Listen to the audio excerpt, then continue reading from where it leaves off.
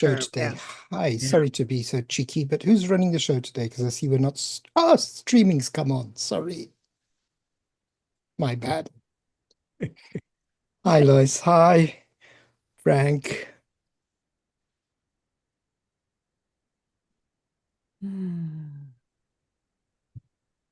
I am envious, Ray. I mean, that looks like a really nice is place just, to be right now. yeah, it's just a lovely place. And I miss it, but her grandchildren are 10 miles away, and that's important. They're preteen. Welcome to the Zoom Test Kitchen, where the magic happens live. Every Friday we're on air, testing tech to thrive. From screen share to breakout rooms, we push Zoom to its max. So sit back, relax, and let's see what's in our tech hacks. Zooming in, we're testing it all. Live on YouTube each week. From audio to video, no feature we won't tweak. We're the Zoom Test Kitchen crew, here to innovate. Join the fun, learn the tech, don't be late. We'll dive into the settings, explore every single tab. Make sure your mic is clear, your camera not a drab. We'll show you how to host like a pro, manage like a king. With Zoom Test Kitchen, you'll be zooming with a zing. Zooming in, we're testing it all. Live on YouTube each week. From audio to video, no feature we won't tweak. We're the Zoom Test Kitchen crew, here to innovate. Join the fun, learn the tech, don't be late. Whether you're new to Zoom or an expert in disguise, we've got tips and tricks. We'll open up your eyes. From polls to quizzes, we test functionalities. Join us live, see what Zoom does with ease. So if your meetings lag, or you can't share your screen, or if your audio echoes like you're stuck in between, we've got solutions, we'll show you how it's done. Zoom Test Kitchen, where Zoom fun has begun. Zooming in, we're testing it all. Live on YouTube each week. From audio to video, no feature we won't tweak. We're the Zoom Test Kitchen crew, here to innovate. Join the fun, learn the tech, don't be late. So tune in, don't miss out on this tech fest we lead. Every Friday, Zoom Test Kitchen, where you'll succeed. We'll make your Zoom meeting smooth, keep the tech in check. In the Zoom Test Kitchen, we've got your back, no wreck. So tune in, don't miss out on this tech fest we lead. Every Friday, Zoom Test Kitchen, where you'll succeed. We'll make your Zoom meeting smooth, keep the tech in check. In the Zoom Test Kitchen, we've got your back, no wreck. These lyrics capture the essence of what the Zoom Test Kitchen does, focusing on testing and teaching about Zoom functionalities in a fun, engaging way.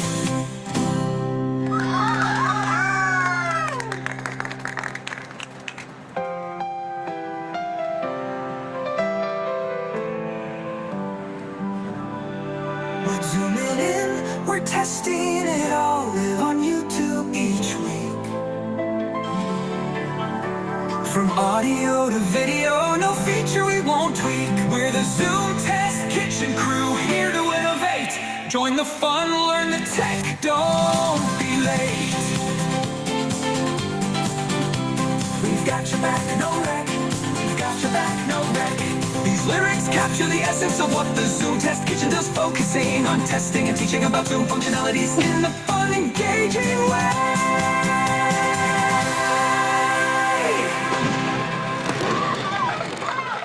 Oh my God, the end of that is absolutely the best thing in the entire world. Wait a second, it's still playing.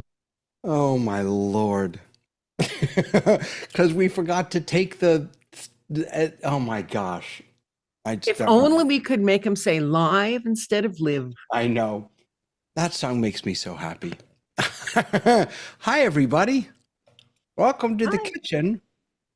I need to change the time on that because my countdown ended a little sooner than the song did. So I haven't been on in a little bit, and I need to make sure that, oh, I'm coming in hot. Let me change that. You've got meters here, so I like that. I can just adjust this just to tweak it down. Okay, now I should be in 24, and there I am. Did you want to say something though?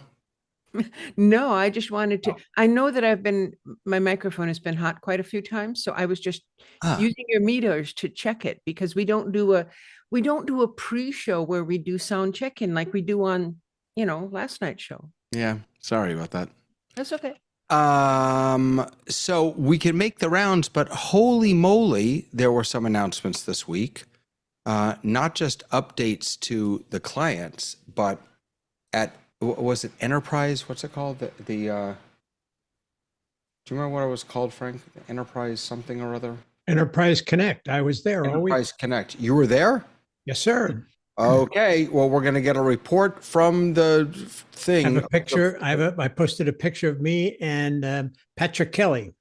Nice. And Well, all right. We're definitely going to get a report, but man alive, did they announce a whole bunch of AI stuff. We'll have to jump into that. But first, Ray, how you doing? Welcome home. I'm glad to be home. It was only 40 miles away. It was at the Gaylord Palms in Orlando, which is every bit as large as any one of the convention hotels in Las Vegas. It's an amazing place. Nice. And it hosted the Enterprise Connect this year. Beautiful. Lois, your mic sounds great. You look beautiful. How are you?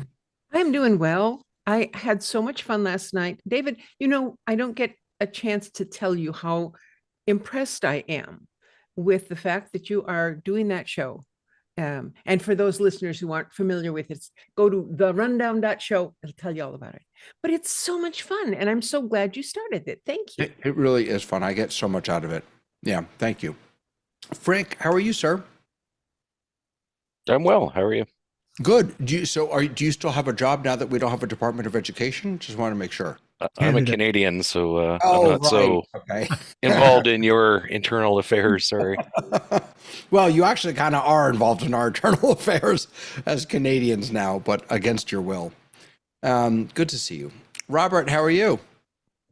I am doing very well, and we've changed time, so I had to jump on an hour earlier because this Oh, is wow. that strange time of the year when The whole you've world changed had time. a- No, we Yeah. haven't changed time yet, Right. and we're going to catch up with you in a couple Right. of days, so Yep. it takes a while. But I'm doing well, thank you very And, much. and what's Are for you in dinner? Canada?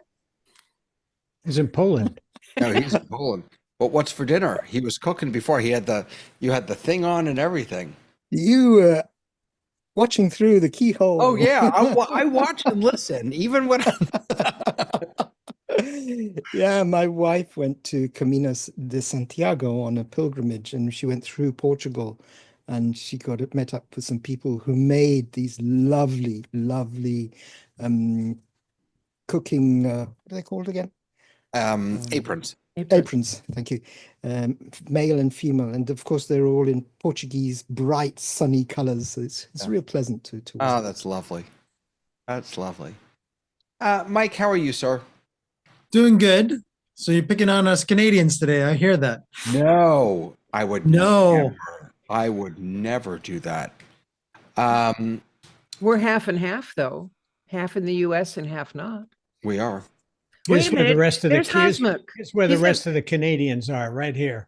This beach is half full of Canadians right now. Oh, that's right. And Hasmukh came in. Hi, Hasmukh. Good to see you. Nice to see you. And Tony's watching online. Tony, it's good to see you over on YouTube. So one quick note before we jump into this. So 6.4 came out on Monday. On Monday. And that was a bigger release. They just announced that 6.4.1 is coming out this coming Monday. And that's just minor bug fixes, resolved an issue where Zoom meetings, additional unwanted characters were added to a user's name, which I think is interesting. And then I have seen that actually. have you really? Yeah. And then It's actually shown up in the, if you look at our names right now, all of us are okay, but I've actually seen it in the Linux version of the client where there's been added characters Interesting. at the end. Yeah, that's only on Linux. And on Windows, you would select a URL from a Zoom Contact Center, custom variable incorrectly, it would open up a small embedded browser. Okay. So that's coming on Monday. But the bigger release was this past week. And then, as I mentioned, we have this new agentic AI skills and agents for Zoom AI Companion. So Frank, I think you posted these notes, but you posted them, wasn't it last week in relationship to something else that we were talking about? I can't remember if there was. Yeah, sort of. I was talking about the Zoom voice recorder, but then I talked about in clips. No, it was. Oh yeah, it was clips. Yeah, but clips. There's Right. a whole in Discord. If anyone ever goes to Discord, I listed a whole bunch of new Zoom products that are coming. Some of them look interesting. 45 new innovations announced. I didn't list all 45. No, I understand. But it's a little crazy. I mean, we're getting Zoom Drive for one thing, custom avatars, custom meeting templates, Zoom tasks with AI Companion, meeting agendas, live notes for meetings and phone. And the piece that got me excited about this was not even knowing this because I had not read it through carefully. I asked in Discord, we have on-site meetings, and we would like to use AI transcriptions and AI Companion to give us minutes from those meetings, but we're not in a Zoom meeting. So my question was, could I, using Zoom Rooms, start a meeting, and then using the smart name tags feature that it has, could it then just listen to our meeting, our in-person meeting, and create notes? And then, well, I posted about Zoom voice recorder, right? And Andy, and I also posted in the chat that something that is relevant to that. So, in the chat, in what chat? In the meeting chat. 6.4.0 mobile could be interesting. Yes, 6.4.0 mobile will be interesting, I think. Yeah, well, I'm looking forward to it. I just don't know when it's going to get released exactly. Right. So what we're talking about, or the piece that I'm most excited about, is this voice recorder. And apparently the deal is we're going to have another icon in our Zoom app, which is going to be called a voice recorder. And basically, it's supposed to come late March, so we're kind of there, maybe next week. It will transcribe, summarize, and capture action items. With AI Companion and create high-quality recordings for in-person conversations, so users can connect without taking notes. And we did see a video about this. I don't want to show it here only because it will probably get a strike on YouTube. But essentially, it transcribes and it listens for the different voices. And then after the meeting, you can, the first person who spoke, you can assign the name of that person and then the next person, and it will find that person throughout the entire thing and basically create a transcript with names that go along to who spoke, which is literally exactly what I was asking for. And it's right here. My understanding is Zoom voice recorder was supposed to be released already, and it's late. Do you have a sense of why? Nope, but coding's hard. Hey, Frank, you said you put this on the Discord. Does the Zoom Test Kitchen have a Discord channel that I should know about? I don't think I've ever Yes. seen one. Where do we find that? Mike How do always people gives us find these details every show. He does? Absolutely. As a matter of fact, I actually put in the YouTube chat how to get access to that. That's on our zoomtestkitchen.com website. Just click on the Discord icon. All right. And David is saying waiting room Yes. directors to breakout rooms. What does that mean? Okay. It means that you can take somebody in Yep. the waiting room and you don't have to bring them into the main part of the meeting. You can stick them off into a breakout room so somebody can go talk to them and see who they are. Except wait. that when I tried doing it yesterday, it doesn't exist, even though the release note says it does exist. Well, are we, wait, do we have 6.4 yet? Yes, I'm on 6.4. Yeah. Yeah, it's not Of the mobile? functional yet. I'm sorry, well, I must be confused. What am I missing? Is Which it part? something that's only going to come to the higher level? So wait, hold on. Things. So we have 6.4 mobile. No. Two No, separate issues. here. Breakout, waiting room to breakout room is for Zoom desktop meetings, presumably, right? Let's finish that then. So what is the, I don't understand that. So imagine you want to have a waiting room and nobody can come into your meeting until they go in the waiting room, right? Right. Now you can completely direct them into a breakout room without coming into the main meeting. And they have no choice in the matter. From the waiting room. From the waiting room straight to the breakout room of your choice. And Oh. that was supposed to be released in 6.40. And when I tried doing it yesterday, there are no controls that allow you to do it. So the release notes are out of sync with reality. Right. Let me. And of course, that will make my life a lot better because then I can put our unfriendly people, unwanted people directly from the waiting room into the breakout room. Let's make them unknown people. Yeah, I know. For, Yes. Right. It would be more for unknown. So I'm just looking for the. So you would make a breakout room and make the Wait, breakout room so they can't Don't let change her in. themselves. Don't let Tamara. You let her in. I wanted to test it. I want to see. Next person who comes in the waiting room, don't let them in yet. Well, tell them why, though. No, don't tell them why. Keep it a secret. They'll be upset. Amra's, she's gone out. She's going to come back. She'll be in the waiting Put her room. in the wait. momentarily. She's in the waiting room now. Okay. Oh, you put her back? Okay. So on my, let's see what I have. I have nothing. I've got So admit. if you go to waiting room, can you do anything? Ray, No. you're one of the co-hosts, aren't you? No, there's nothing to do. Nothing Admit, to do. remove, or rename. That's it. Well, all right. Admit her and then we'll go And talk. I'm sending a text to her now. But did you I have a breakout room to put? I mean, if we don't have breakout rooms, you obviously can't put someone in it.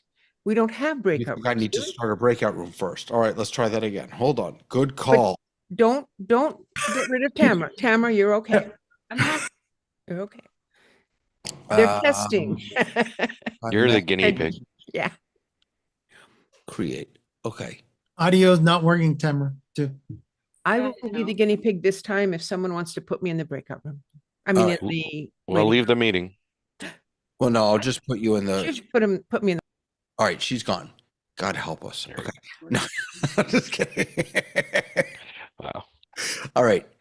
I still have nothing. I've got admit, remove, rename, and I have opened a room. I have Lois in the waiting room now. But wait a second. Wait a second. Okay. I don't know what just happened, but in the, sorry, let me show you this. In the breakout rooms panel, Mm-hmm. I see her and Yeah. I can assign her to that room. Right. So I assigned her to room 1. Now let me admit her and let's see what happens. And she started in the breakout room. Oh, that's great. Genius. I saw posts on the Zoom community, at least 2 or 3, that also complained that it wasn't available, but I tested it yesterday. So yeah, so it is available. You did it. You did Yeah. it. So here's what we found. You are absolutely right. The good call in the breakout rooms. Thank you. You have to have a breakout room open, and then you don't admit the person from your participants panel. In the breakout rooms panel, you'll see them, and you assign them to the breakout room. Then you have to click admit. It's not really clean. It'd be nicer if it were. If you're going to do that, when you create the breakout room, if you're wanting to isolate an unknown person, don't allow them to leave the room on their own. Right. You have to really set, you're right. You have to set When up you, the when you breakout set up room the breakout smartly. room, because I was able to go, oh, and here I am. You're absolutely right. Yeah. It's a good call. You really have to be thoughtful about setting up those breakout rooms. And if you're using breakout rooms for multiple things, if maybe you want some people to be able to move in and out of a breakout room, but you don't want other people to go, you can't really do that. But if you're doing this for original entrance and you're going to do something in the main room and then you're going to have breakout rooms for everybody, you can set up the one with just the one person. I mean, just the one room, and you can't leave on your own. And then when you're ready for the others, you just recreate breakout rooms and set it differently. I Right. don't think it's going to be difficult, but I like this. I You like could also Nice. have multiple breakout rooms, like private dressing rooms for VIPs. You Mhm. send them there when they arrive. They get to a breakout room by themselves, and then you can move them on stage. You can have your conversation with them and what have you. So Right. Hopefully you will have a co-host in each Yeah, of you those put someone rooms in each to of those rooms to to welcome them. talk with Exactly. them and check Yeah. out their microphones and whatever. Yeah. Yeah. So it is there in 6.4. It's just not obvious, I think. So the voice recorder is supposed to be available in 6.4 for mobile, but the mobile It's not there. releases are always a few days later than the Well, I've desktop got releases. I've got I just checked. 6.4 mobile. I just checked I'm on an iPhone. I Right. just checked and 6.4 isn't available for iPhone yet Well, that's weird because in my region. right. I checked it at the beginning of the show. So this is 6.4.0. So see if the voice recorder's there then. Yeah, it's not. It's supposed to be, it was in the release notes, it said it would be available in I So know I'm that. on 6.3.11. I don't know what to tell you. And when I go to my apps, there's no 6.4. Voice. David, while you guys are looking at that, I just wanted to make a comment from Grant. Grant's watching us. Grant Whitehead is watching us, I believe, from Australia. I believe Hi, Grant's Grant. based in Australia. So Yep. he's he's already Saturday, as a matter of fact, if I'm right. And he's asking, he says, does it matter if the perhaps the host and attendee need to have the latest version It's a good do question. what? for it to work? If I had to guess, I would say it's not going to matter if the participant has because you're pushing them around, and I'm not sure that it matters what version they have. Mhm. That's my guess. Yeah, I'm definitely on 6.4, and I definitely don't have the Well, voice recorder. I'm not completely surprised. I mean, Zoom does not release updates globally all at once. It's staggered across different servers, probably by regions or something, or license types or something. So your experience and no, it's not available for me. That doesn't mean it's true for everyone. Sure. And that makes sense that they would give themselves a little time to deal with the problems that come up on the first group before they. Yeah, they did say that 6.4 would have the voice recorder though. I read that on the Zoom support site, and Dave says it's not there. Yeah, go ahead, Robert. I'm not sure.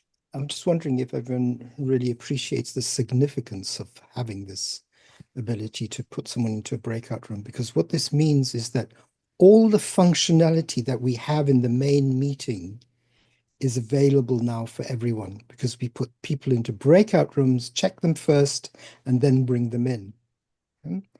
Because previously what we've been doing, if you even look at the office hours format, we bring them into the main meeting, and then we put them into a breakout room, which is the studio, and you lose a lot of the functionality that you have over here, because you can't open breakout rooms in a breakout room.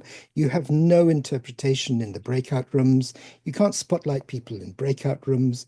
There's all of this stuff that you can't do, and suddenly now we've got the tool to bring someone in from the waiting room into a breakout room, check him, and then if he's part of the meeting, put him in. And also, if we're very clever, we can set up one of the breakout rooms just for checking people and the other one for attendees that aren't meant to be able to talk. And then we can share screen what's going on in the main room by rerouting something down there. That's with a the audio. good idea. So Wait. Robert, can you talk Great. through that again? Okay, so you opened one breakout room for the people in the did you get the choice to open more than one breakout room for the people who were in the waiting You room? only made one.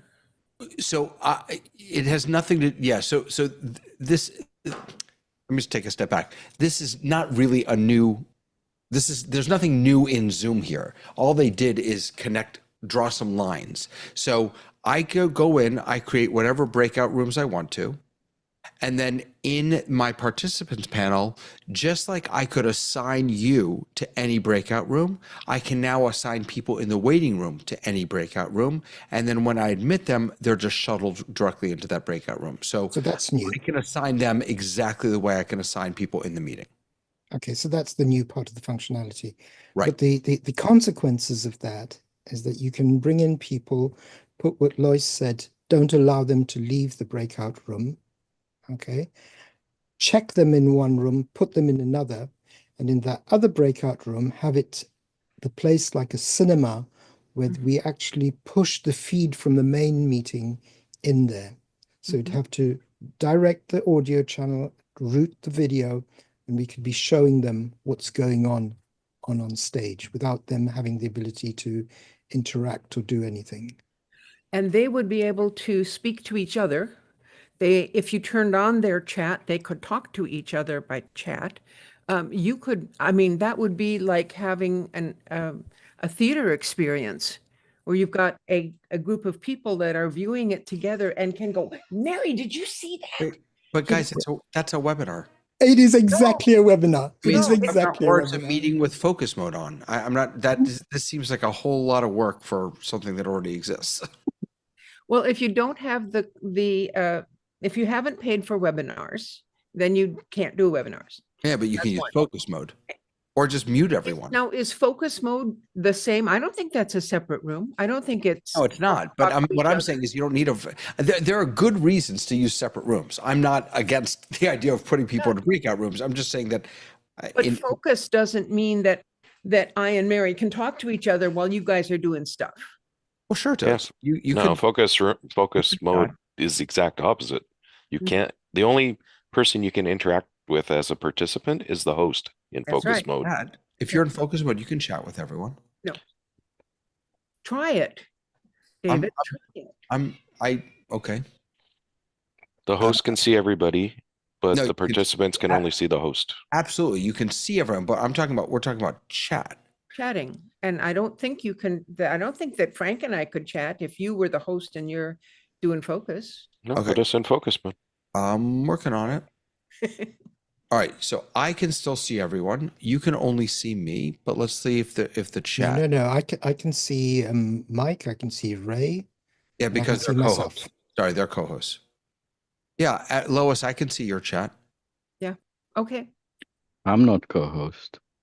Yeah, but Yeah. no one can see you. So when you're in focus mode, you can see yourself and hosts or co-hosts. But you can chat with anyone.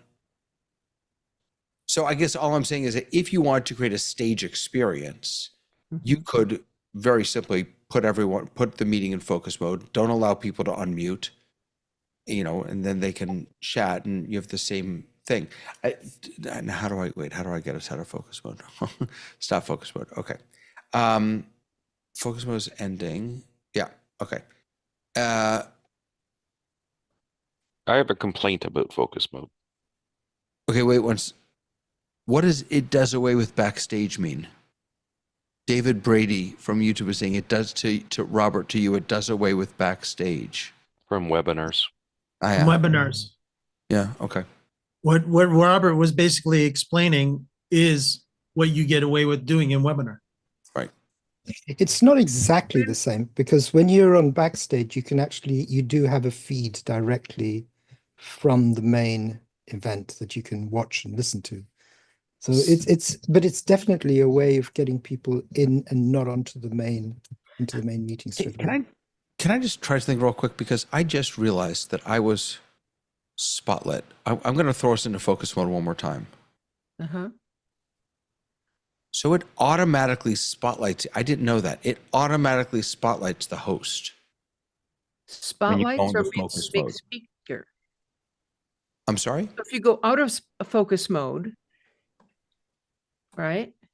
Hold on a second. So I went into focus mode and it automatically spotlighted me. Are you No. sure it's spotlighted and not Yeah. just speaker? No, I'm spotlit. Yeah, I also noticed too Oh, that I'm it actually spotlight. kicked me out of multi-speaker and put me into speaker. Right. So I'm spotlight. Now I'm going to stop focus mode. Now Mhm. it's off. I'm still spotlight. It still keeps me spotlight. Are you sure it's spotlight, not just speak? I'm sure it's spotlight. It says I'm spotlight. All right. It doesn't say that on mine. Usually, if you're spotlight, it says on my little screen with you big, it says spotlighted. And it doesn't say that. Interesting But that it doesn't. next to his name, he's got the little lady with the head bent over. Yeah. All Or he right. had. Wait, Frank, what are you? Hold on. Now I'm confused. But the other thing, David, that happened is, did you notice that Lois is not a co-host, and yet she could speak in focus mode? Well, so can you. In focus mode. Yeah. Yeah. That's because I didn't mute everyone. Yeah. All focus mode does is turn off the cameras. It doesn't turn off my camera. Well, it doesn't turn off your camera, but it hides it from everyone except the hosts and co-hosts. I could see Robert He's a co-host. when you were in focus mode. Oh, No, you My could. co-host? I don't know. Should No. be. You can only see No. host and Yes. co-hosts in focus mode. All right, I'm going to go back into focus mode one more time. I and didn't myself. didn't see Robert. So we're in focus mode now. You should be able to see 3 people plus yourself. Oh, plus You should be able myself. to see Okay. Mike, Ray, and me plus yourself. That's right.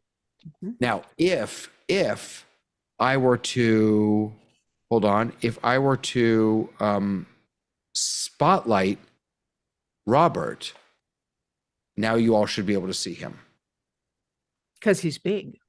because Correct. It's hard to miss him when he's that big. right now. And when I unspotlight him, presumably he will disappear from your. No, your- it's now gone to gallery view. When you No. unspotlighted him, I'm now in gallery view. That's the difference. No, but do you still You see can't him? see him. You can't see him. No, Right. I So don't you see could the see color. him before, and then as soon as I take him off spotlight, he disappears again. Right.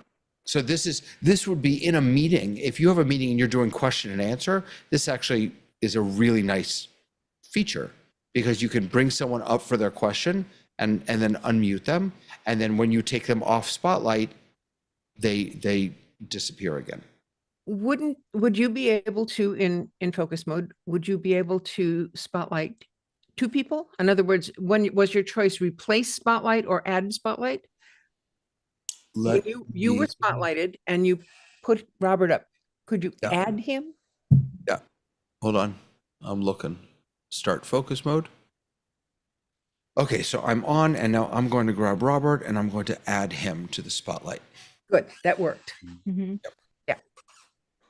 And now he will disappear because I took him off spotlight. Didn't you end focus mode? And I just ended focus mode. Okay. Spotlight to no host co-host people. See what happens. Say again? Spotlight those who are not hosts or co-hosts. Two co-host. focus mode. Okay. He So did that to I'm- Robert. Robert is not a co-host. So I'm going to choose Hasmuk and where'd Robert go? Robert, oh, there you are. That's interesting. Yeah, When I was in gallery view and David went to focus mode, then suddenly he was big on the screen. But when I was in multi-speaker view and he went to focus, he was simply one of the multi-speakers.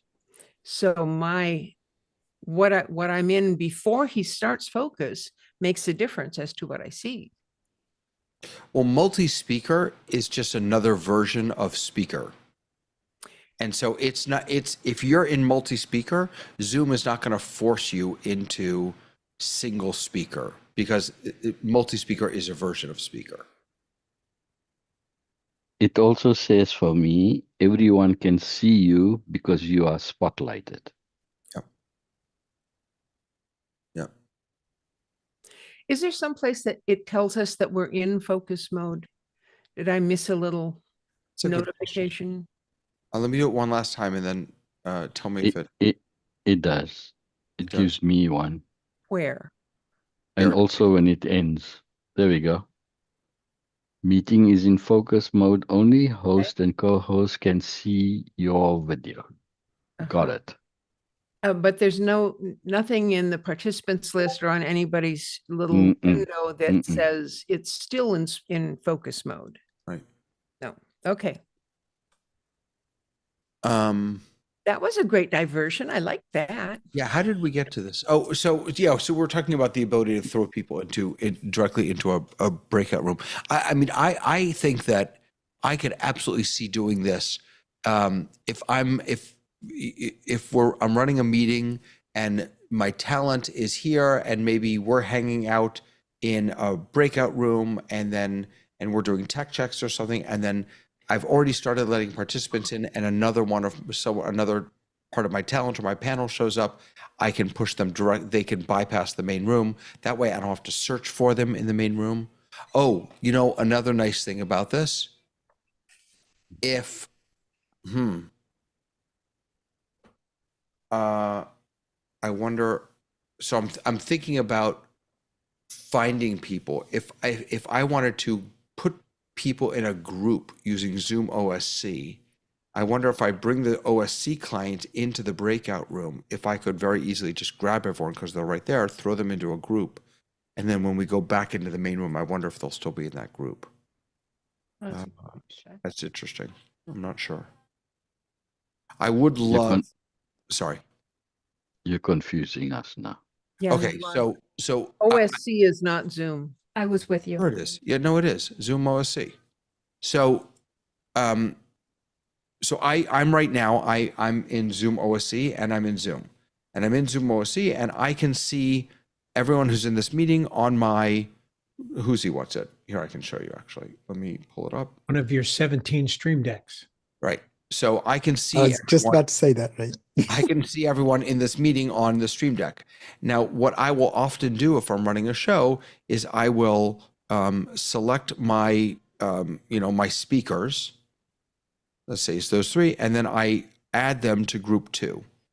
And so now, Could you spotlight so we can see that easier? oh gosh, I'm sorry. Yeah, apologies. Let me undo that. Clear group 2. Okay. So here we are. I'm going to choose so I've got all these people in my meeting, but I want to just choose my speakers because, I want to be able to just access them quickly. And they're going to be 100 or so people in this meeting. So I want to put them on their own page.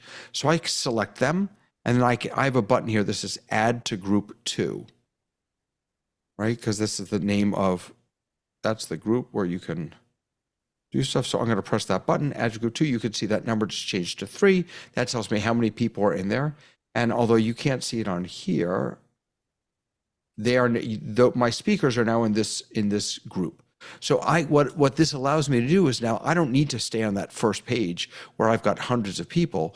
I can stay here where I just have the people that I want, and I can now just easily, select them or do whatever I want with them. So what I'm wondering is if Zoom OSC is thrown in a breakout room with those guests, would I be able to select them, put them in a group easily, and then when I move back in to the main room, would they still be in that group?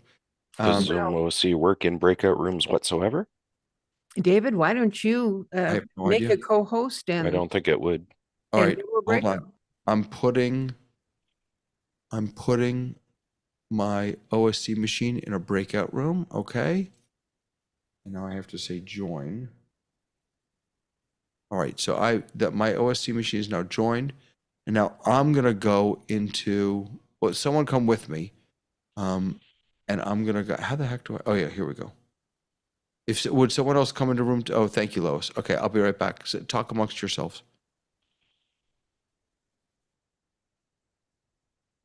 I can see the breakout room list out there, and David and Lois are there.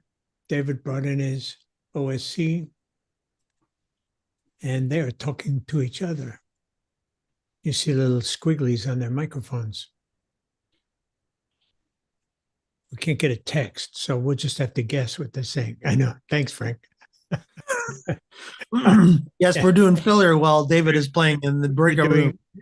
Mike usually does it, but I thought I'd bail him out a little bit. You know, Mike's Bad boy. he's got to stick in when David is missing. All of a sudden, David's missing. Mike says, "I guess I'm it." Yeah, that's it. So yes, and of course, That's everyone a on wrap. YouTube, by all means, give us more questions or comments, especially if you want David to play around a little more with Companion as well. I'm sure we'll probably talk a little more in depth momentarily about 6.4. And they've wrapped up in the breakout room and back to David. So Question, David, is do you now have a group with me in Yeah, it? yeah. Just me? So that was actually, well, it would be me and you. So that was actually really interesting. So Zoom OSC absolutely worked in the breakout room. It only saw the people that were in that breakout room. Interesting. And now, no, then it's not sticky though. Wait, yeah, it's not sticky. That's a So the shame. group works in the breakout room, but once we come out, As it soon as I lost it. leave, it's yeah, that's a shame. So go back into the breakout room and see if it's there again when you're in the breakout room. Okay. I'll meet I you don't over have to there. leave. I don't have to leave to see this. I can just put I can put my other machine in there. So David, we did some filler while you were gone. Do you want to give everybody an update on YouTube? What you guys tried? Oh, I just did. Hold on a second. Where is breakout rooms? Breakout rooms. You know, when you cut, this is another thing I don't like. When you go into a breakout room and then come back, none of the screens, like I always have my participants panel open, my chat panel open, I had breakout rooms open, they all disappear. And I really wish that stuff was sticky. And the microphone turned off when I entered this room. Yes. and My understanding, and I'm sure you know this, is it's been explained many times that a breakout room is technically a different Zoom meeting. Right. It's got a different meeting ID. Yeah. All right. So I went back into that other room, and now it's empty. The group is empty because no one's in here. And that makes sense. Like here's the piece of this puzzle that I would really, of the being able to move people into the breakout room. The piece that I think I would really love to see is some OSC integration, so that I can see folks when they come into the waiting room. I want to be able to some sort of indication and be able to select them on my Stream Deck, and then on the Stream Deck press, instead of admit, press one button that says put in breakout room 1. That's what I'd really like. But you'd need 10 Stream Decks. No. Keep in mind the way that Andrew's watching. Andy is watching. Okay. Andy says, keep in mind the way Zoom OSC commands work. If you're using Zoom ID commands with Companion, then that ID changes when moving between breakouts. Right. But if you make the command use the username, then so long as that person's name stays the same, it will continue to work. Ah, interesting. So here's a question to you, David, or to you, Andy. If when people come into the waiting room and I go, okay, this is a participant, this is a speaker, and I'm doing that, I can change names of people. So on the speakers, I can leave their name as it is, and as a suffix, add space. And then I can search for that string in my participants list, and then I will have all of them, and can you group them from there? What? I love that response. If you add something as a suffix to the person's name, you rename them, Lois Richter, comma, Exclamation point, yeah. or whatever. Then if I searched for that string, speaker. Oh, sure. Yeah. Then you would on the participants list, you would have all of them. Can you, from the participants list, create your groups? No, but in Zoom OSC you can do that. So here's Zoom OSC. So if you didn't want to use a Stream Deck, you could. Can I select? Can I do this here or no? No, I can't. I can't put them in rooms from here. it has to be done. There may be a way to, I'm really not a professional at this. I don't know the answer to that. You can't do it in native Zoom, but you probably could do it in Zoom OSC.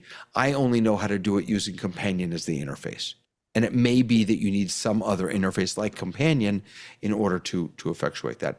So what Andy is saying is that there is the way that Zoom OSC implements its commands is by the way it finds people is in this example, for example, gallery tracking mode, I'm using Zoom ID rather than target ID. There is a way in when you are writing your commands that you can say, don't use Zoom ID, use instead username.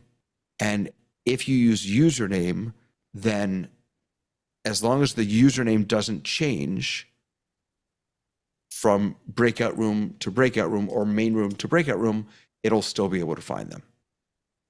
So you'd have to write a custom command for that. So David, just to we've gone down the yellow brick road here. Yeah, sorry about what are we trying to achieve? I'm okay. So I apologize. I would, so this new functionality that you can throw people right into a breakout room, to my mind, it's not clean.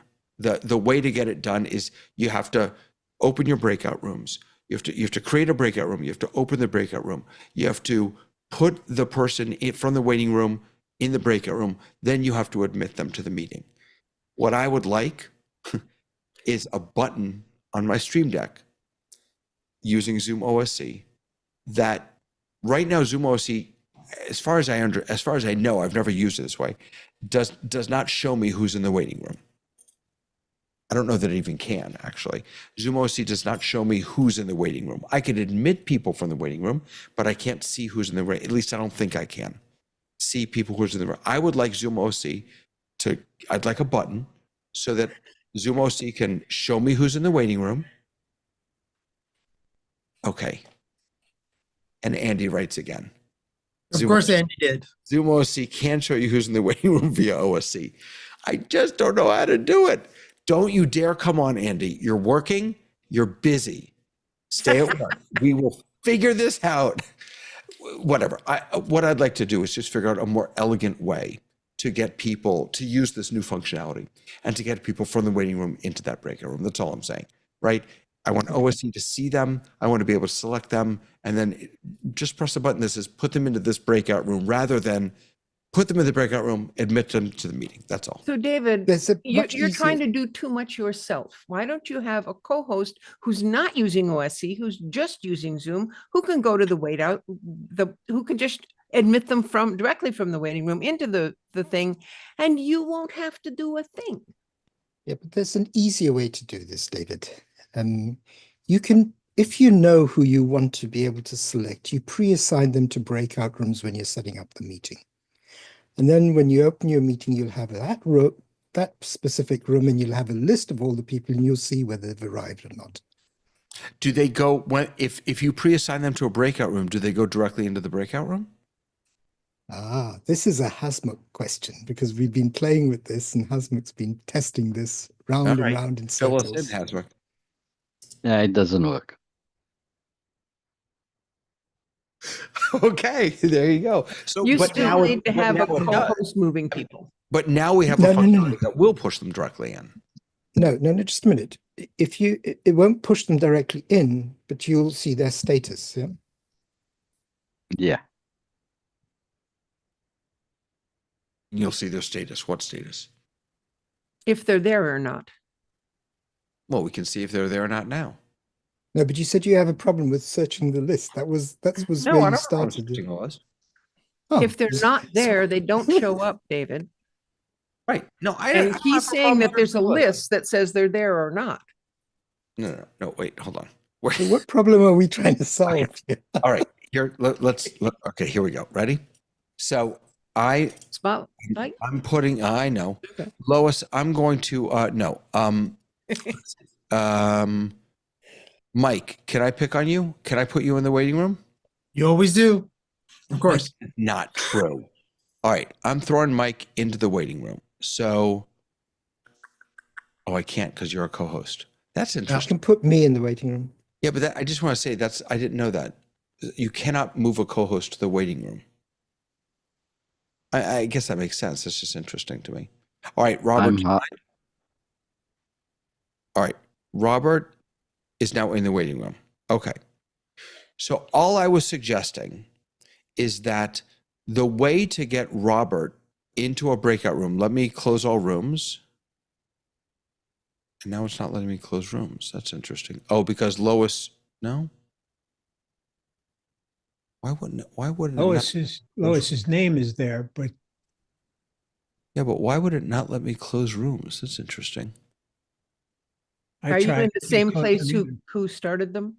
In other words, it's a are you in the separate wrong click. You click on it, then you have to. Oh, no. Miss the prompt. The prompt was on a different page. You're absolutely right. I'm sorry. Okay, I'm going to recreate. Lois is there now. No, she's not. No, she's not. I'm going to do she's one in room. both places. I'm going to assign manually. All right. So I've now created a room. So what I have to do for this to work is I now have to create a breakout room. I have to open the breakout room.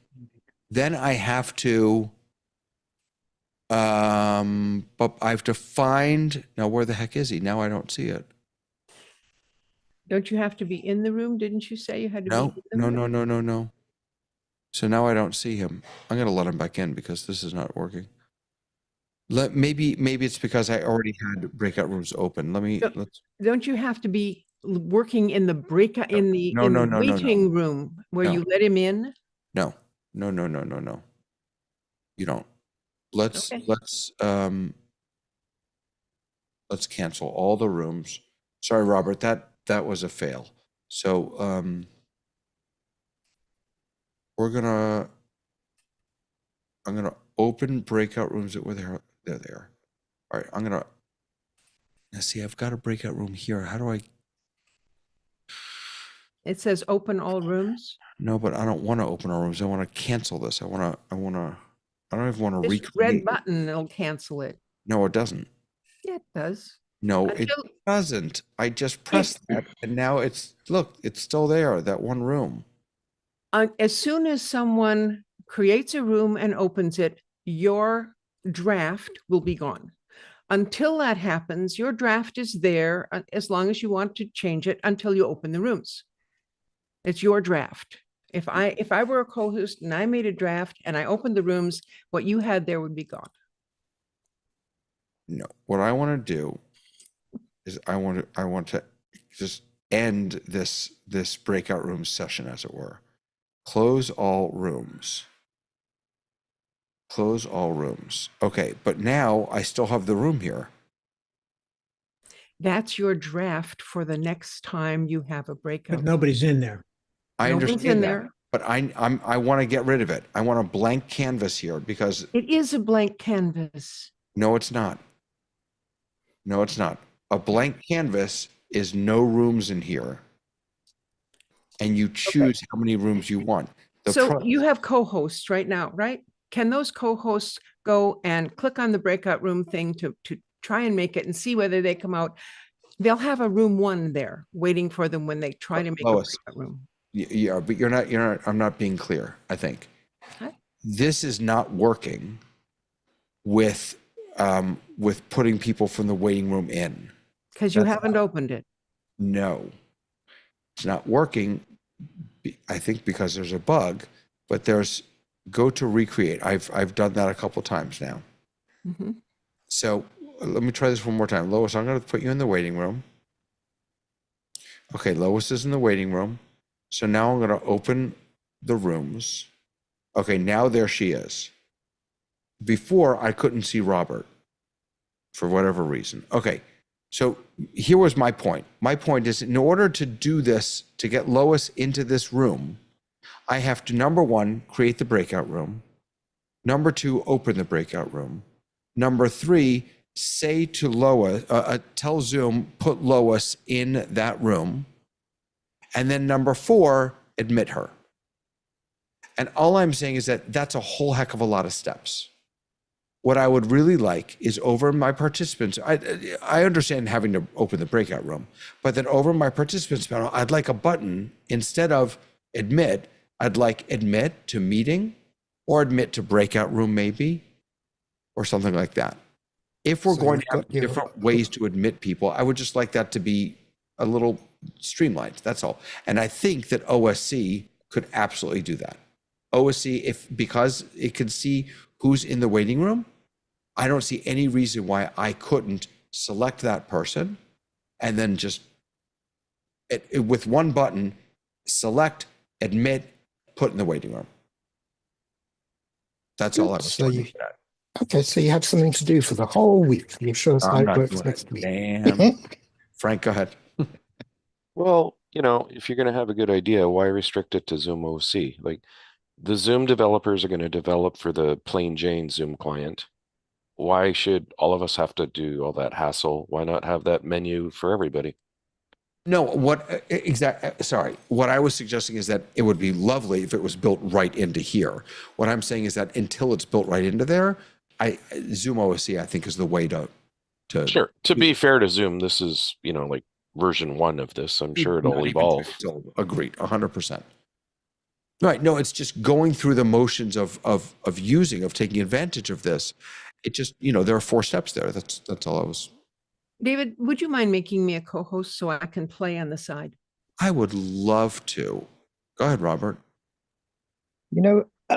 When I came back in, I got a message. If you'd like to catch up with what you've missed in the meeting or what was going on up to now, switch on AI Companion. So I did, and I got 4 options there. And I went through them one by one until I got to the point where I asked, are there any action items? And up to now, all the responses were in English.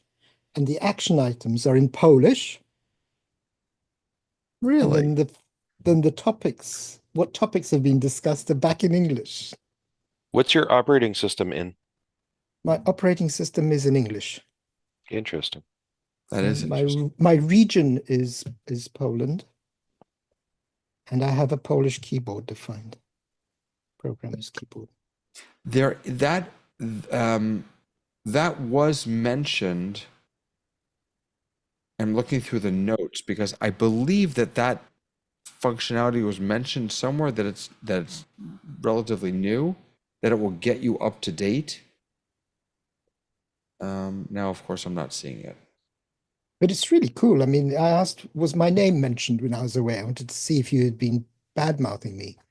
And This was when you were in the waiting room, you saw this? yeah, no, when I came back from the waiting room. When you came back from the waiting room. Yeah. And I want to see said, that. Can someone put me in the waiting room? Hold on. You're the host. We can't No, put Mike, you in I'm there. making you host. I want Put to see. yourself in the waiting room, David. All right. Will you throw Yeah. me in the waiting room? All right. Time to put David into the penalty box. All right. Here we go. All 2 right. minutes. For 2 minutes, Back. feel great, shame. Can you move him even though he's a co-host? I'm not a co-host. Oh, Right now, because he gave up being host, he's not. He's just a regular participant right now. He's lost his superpowers. But I'm still here. Why am I not in the because the waiting rooms aren't Patience. I'm catching up here. the waiting rooms are not yet open. No, the waiting room is always open. No, it's not. No, Now it's- he's opened it. Now you can go in. No, I you're feel like thinking this is about the breakout most rooms. chaotic Zoom test kitchen we've had in a while. Lois, you're thinking about breakout rooms. We're talking about the waiting room. Okay. Too many Waiting cooks room here. is always open. Oh, You hold are- on. Here we go. No. Paskin is going to the waiting room. Get me into a breakout room. What is wrong Right. with people? Take me into the waiting room. On that note, bye, David. Vanish. Let's say something bad about David. Man, he can go David, on and on, really. David And let's Paskin. see if he can pick it up. Yes, David Peskin, he's a troublemaker. He is. But he may check wanna that share box that what screen happened when while we I come was back. gone. Is he coming back now? Are you letting him in? Do you want me to throw him into a room, or Yes, am I throw throwing into him? the room. Throw him into a room. Okay. Yeah. So, all right. So Room right what? now, Which room, Lois? You choose. Room 2, because he's already in room 1, so you have to move him to room 2. Make 6 rooms and just keep moving him around so he's dizzy. I thought we were moving him into the waiting room. All right. Yeah, Lois is adding because Lois is co-host, so she's got up to 4 now. All right, hold on. Here we go. He probably went to get a sandwich and doesn't care.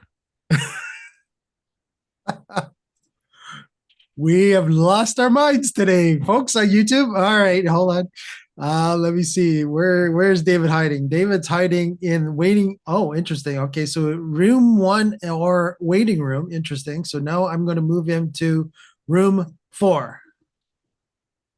All right. So officially now he probably got annoyed with me because he was in room 1. Now he moved to room 4. And he is there now. Just for everybody on YouTube. And why are we doing this? My bad. I'm so sorry. I accidentally brought David back in. I didn't mean to do it. It's just this thing flashed on the screen and I just automatically clicked it. I'm sorry. You all know I could hear everything. I want the last 10 minutes of my life back. David, who? 4 times. I could hear everything you were saying. That's because you were on YouTube. One of me out. You only kicked one of me out. I didn't get any of that stuff that you got, which is just interesting. Yeah, but David, did you go into the waiting room or to a breakout room? He went into the waiting room. I accidentally admitted him from there back to you instead of into the breakout. No. My fault. No. I was admitted into the breakout room. You weren't there when I was there. Well, mazel tov, but I was admitted into the breakout room, and then I left that breakout room, and I came back in here. Sounds like a name for a lounge, the breakout room. Oh, I understand what's going on now. I left here and went to room 2 at the same moment that Mike was canceling the rooms, recreating them with 4 rooms instead of 2 rooms. That's why I sat there and spun for so long, finally got into the breakout room. Yeah, I actually didn't make the additional rooms. I'm going to say, Ray, were you doing that? Or if it wasn't Lois, she's saying she didn't add those rooms. That was you, Ray? Okay, all right. Fess up, Ray. Fess up. Okay, there we go. Going That's back what we to get Robert. Go ahead. Going go ahead, back to Hazel. Robert. Yeah, going back to Robert. That AI response you got, where were you? And you said when you rejoined the meeting. So were you in a waiting room or were you in a breakout room? I was in the waiting room. When I came back from the waiting room, I got this message that I can catch up. And I clicked AI companion in the bottom menu. Right, gotcha. And I got 4 options. Catch me up. Was my name mentioned? Are there any action items and what topics have been discussed? And I went through them one by one. It's really weird. So, does that mean that if you just joined the meeting the first time and you were in a waiting room and you would come in, you would have the same options? If you join the meeting, whether or not you go to a waiting room, if you just join the meeting, then you can catch up with what happened in the meeting before you got here. Gotcha. Thanks. Frank knows the answer to this question. No, I have a question. So, have you experienced the end of a meeting where the meeting's over and a screen pops up on your screen and says, would you like a summary? Or so the Zoom AI at the end of the meeting where it's giving you options at the end after the meeting has ended? I have that. I get that in my office. Is that only the hosts or is it everybody? No, participants. Oh, cool. You can choose who gets it based on that setup. You can say that everybody gets it or just the host. I believe that's the way I have it set up. And then you have the option at the end of the meeting to share it. Let me bring up for us. Oh, wait a second. Now. Oh, sorry. Okay, I spotlit you, Dave. Go ahead. It's working. So this is the. Oh, I'm not host anymore, so it doesn't matter. Enter. I got you, co-host. You're back. Okay. So I'm not sure if it's different for host, but this is the AI companion settings. So I can say who can ask questions about the meeting's transcript, the meeting summary. Who will receive a summary after the meeting? This says all meeting invitees, including those outside of our organization. Although, because I didn't invite anyone, I don't think any of you will get this. Because it hasn't collected your emails. But I'm not sure that this is about a pop-up at the end of the meeting. I'm not sure that's what. It's at the end of the meeting when the meeting closes. That Yeah, pop-up comes up. Yeah, but I'm not sure that these controls control that. That I wonder if that's on the back end. Not sure. Now, this is me throwing my 2 cents in. Is this because this is a PIM and not a generated meeting ID? Yeah, it could be. If it says invitees, does that mean that it's sending email out? Because invitees would have had to register with their email. Yeah, I think so. That's how I read it. But that's different than the pop-up that he was talking about. Correct. That's why I just said I don't think that those controls. It's like the end of meeting experience slide.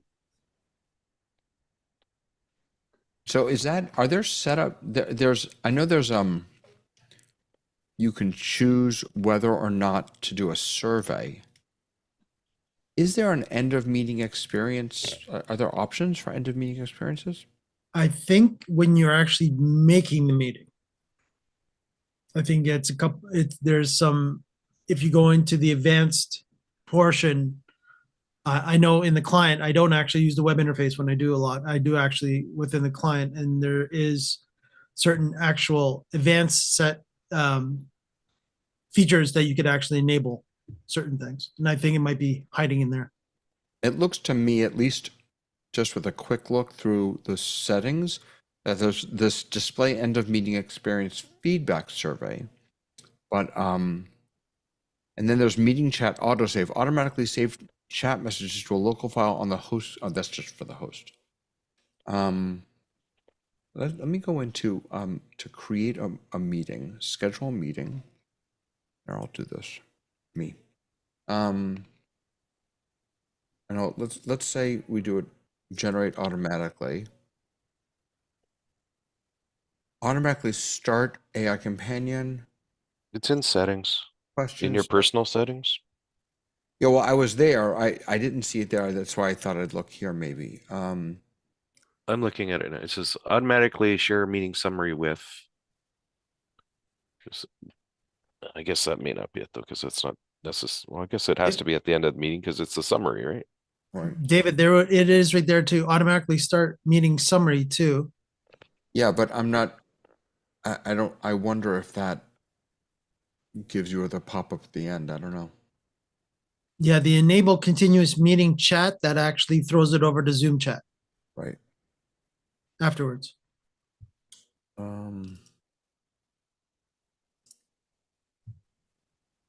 David, can I just suggest that you save this? Once you've saved it and you click on the meeting, you get that new menu across the top. There's no AI. No, polls, quizzes, survey, live streaming, and Q&A.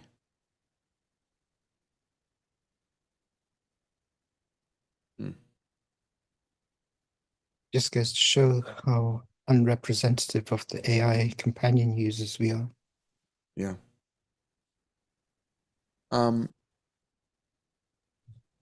Frank, that screenshot is what you're seeing, right? The one I put in the chat? Yeah, that's in my settings.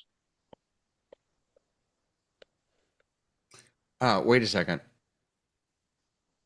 No, sorry. That's where David is. He's just Yeah. above, right there. Automatically share summary with. Click on the I button. Yeah. Letter I. This only affects newly created meetings going forward. Right. You can select to edit a summary before sharing it with other users. But was that the pop-up? Share summary? Was that the pop-up? I think so. It's the summary. It has to happen out. The summary has to happen when the meeting is concluded, right? Yeah. And that's why when I was saying that, see, right now with this current meeting, David uses the personal ID, right? So yeah, that could play a part because That officially, as far as Zoom is concerned, that ID never PIMs finishes. are weird. Yeah. I wonder again. I'm curious about all meeting invitees. That phrase again. Sorry, I'm trying to make this bigger for you. Because like is that people who registered for a meeting? Is that people that if I add them to the Zoom meeting, like in Google Calendar, if I create a meeting and then I add them? So when the Zoom client, like when the meeting ends, your Zoom client is open. If you don't click it super quickly, that's where the summary shows up in the client. Okay.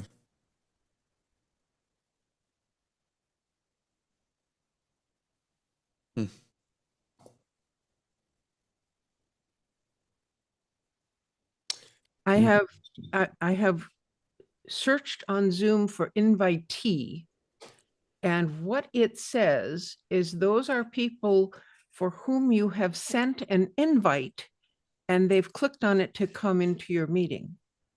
So it has nothing to do with registration, apparently. It's sending an invite.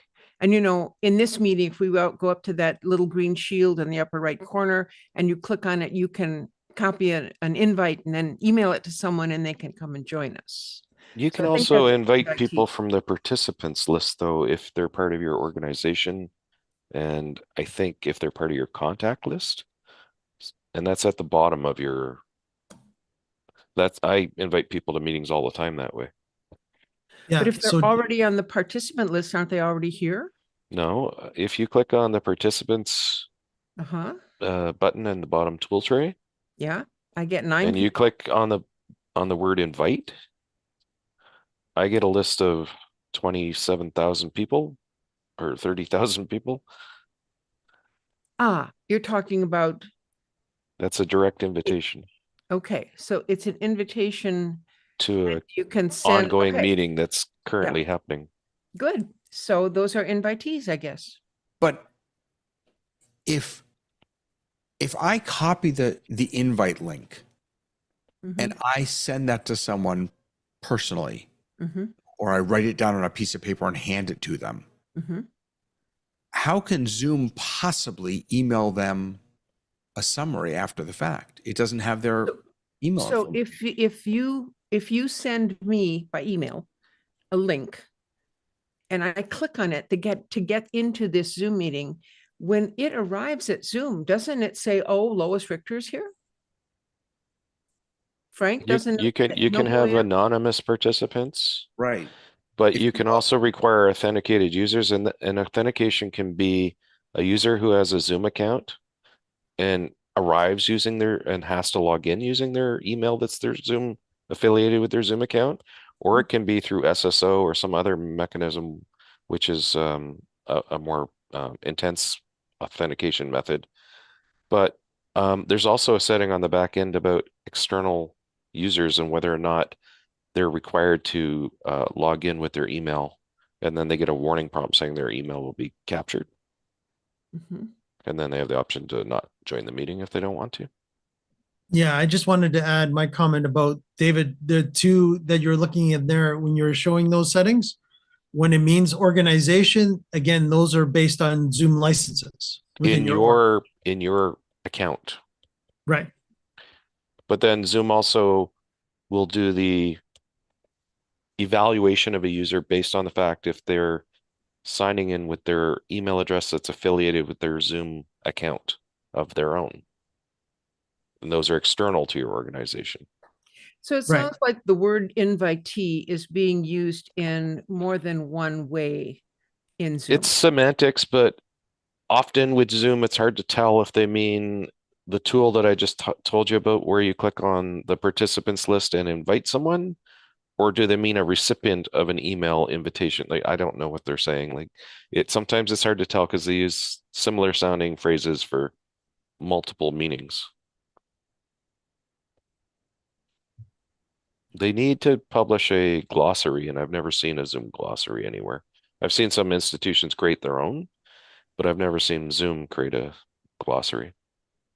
Great idea, Frank. Glossary of terms, Zoom based, not Wikipedia based, not Webster based, but Zoom. Well, it based. might actually help them to understand how frustrating it is that a lot of their documentation uses the same word in multiple ways or uses very similar words. Like I've always contended that Zoom closed captions, uh, transcription, and translation is very confusing for most regular users because they all almost do something similar, but it's a little bit different, but they're all related. And it causes all kinds of confusion for regular users. If you ask AI Companion in Zoom for a glossary of common Zoom terms, it gives Yeah, you, that's the AI creating it though, right? oh, yeah, meeting terms, features, account types. And has that been evaluated by anyone? Like, is it hallucinating? Like, I would like a proper, like, I would like their documentation team to create one, an Right. official one. It for what it's worth, it does give you links. That's Which good. I love actually. I love when AI gives you links, so you can now follow those links and So have you added it, define invitee and see what it says? no, but that's interesting. It jumped to. It got some of this information from release notes for Zoom Whiteboard. That's interesting. There's lots of permissions around Whiteboard about external users being granted privileges and stuff, right? On invitee. Oops, sorry. How does Zoom define an how does Zoom define an invitee? I apologize, but I don't have specific information about how Zoom defines an invitee. And it searched through release notes for Zoom Workplace app and Zoom Events, but they don't include a definition for invitee in Zoom's context. If you need this information, you may want to check Zoom's official documentation or contact their support team for a precise definition. Oh, Good luck with that. Which just means they're not using the word define. Yeah. Was that, did you do that in AI Companion? Yes, I did. That is trained on the data that is available in Zoom documentation? Well, I have no idea what it's trained on. If I click on show sources, it will bring me to it will show me the two sources that it looked up to answer the question about invitee. The first source is, they're both from Zoom's support pages.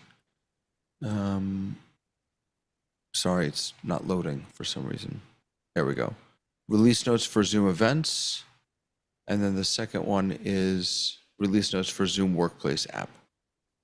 So that's what it gives me. I feel like we buried the lead. Sorry, I've completely forgotten what the lead is. What show? The lead. Well, I mean, there's going to be all these new AI tools. There's going to be Zoom Tasks. Yeah. There's going to be Zoom AI Studio. There's going to be Zoom Drive. There's going to be Zoom Voice Recorder. There's going to be Custom AI Companion. There's going to be Zoom Workplace for Frontline. And 47 other things that they haven't told us about yet.